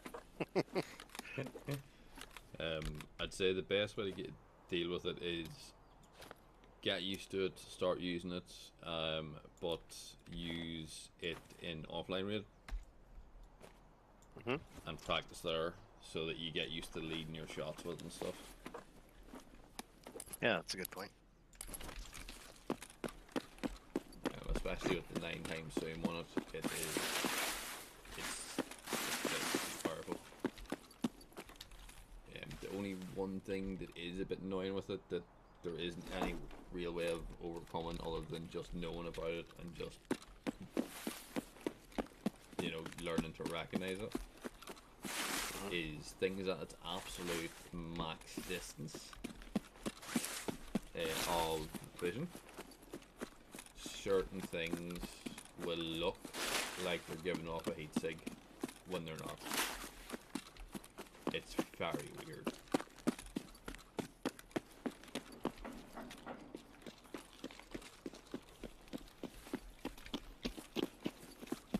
It's like the outer edges of it have this like weird bloom effect or something that happens to things. So it like makes certain items look in the distance like it's like a person or something. It confused the fuck out of flying for ages until they got used to it. Because he'd be watching my stream on Discord, so you know, I'd put my screen up so he could keep track of where it was, so we didn't accidentally shoot each other. And he'd be like, he's right there, he's right there, he's right there. I'm like, where the fuck are you talking about? Right there. Right. I'm like, no, it's a fucking bug with the thermals. So it is. And then he started using the flare, and it just was like, he's like constantly, oh no, never mind. It's like, yeah, you get used to it, the fine, you get used to it. It just takes a while. So after like 5 minutes he'd be calling out, oh I got a gun, I'm like, no you haven't, it's a max range, it looks like something's there. Alright, well, thanks for the games, and see you later, bro. Alright, good hunting. Yeah, man, see ya.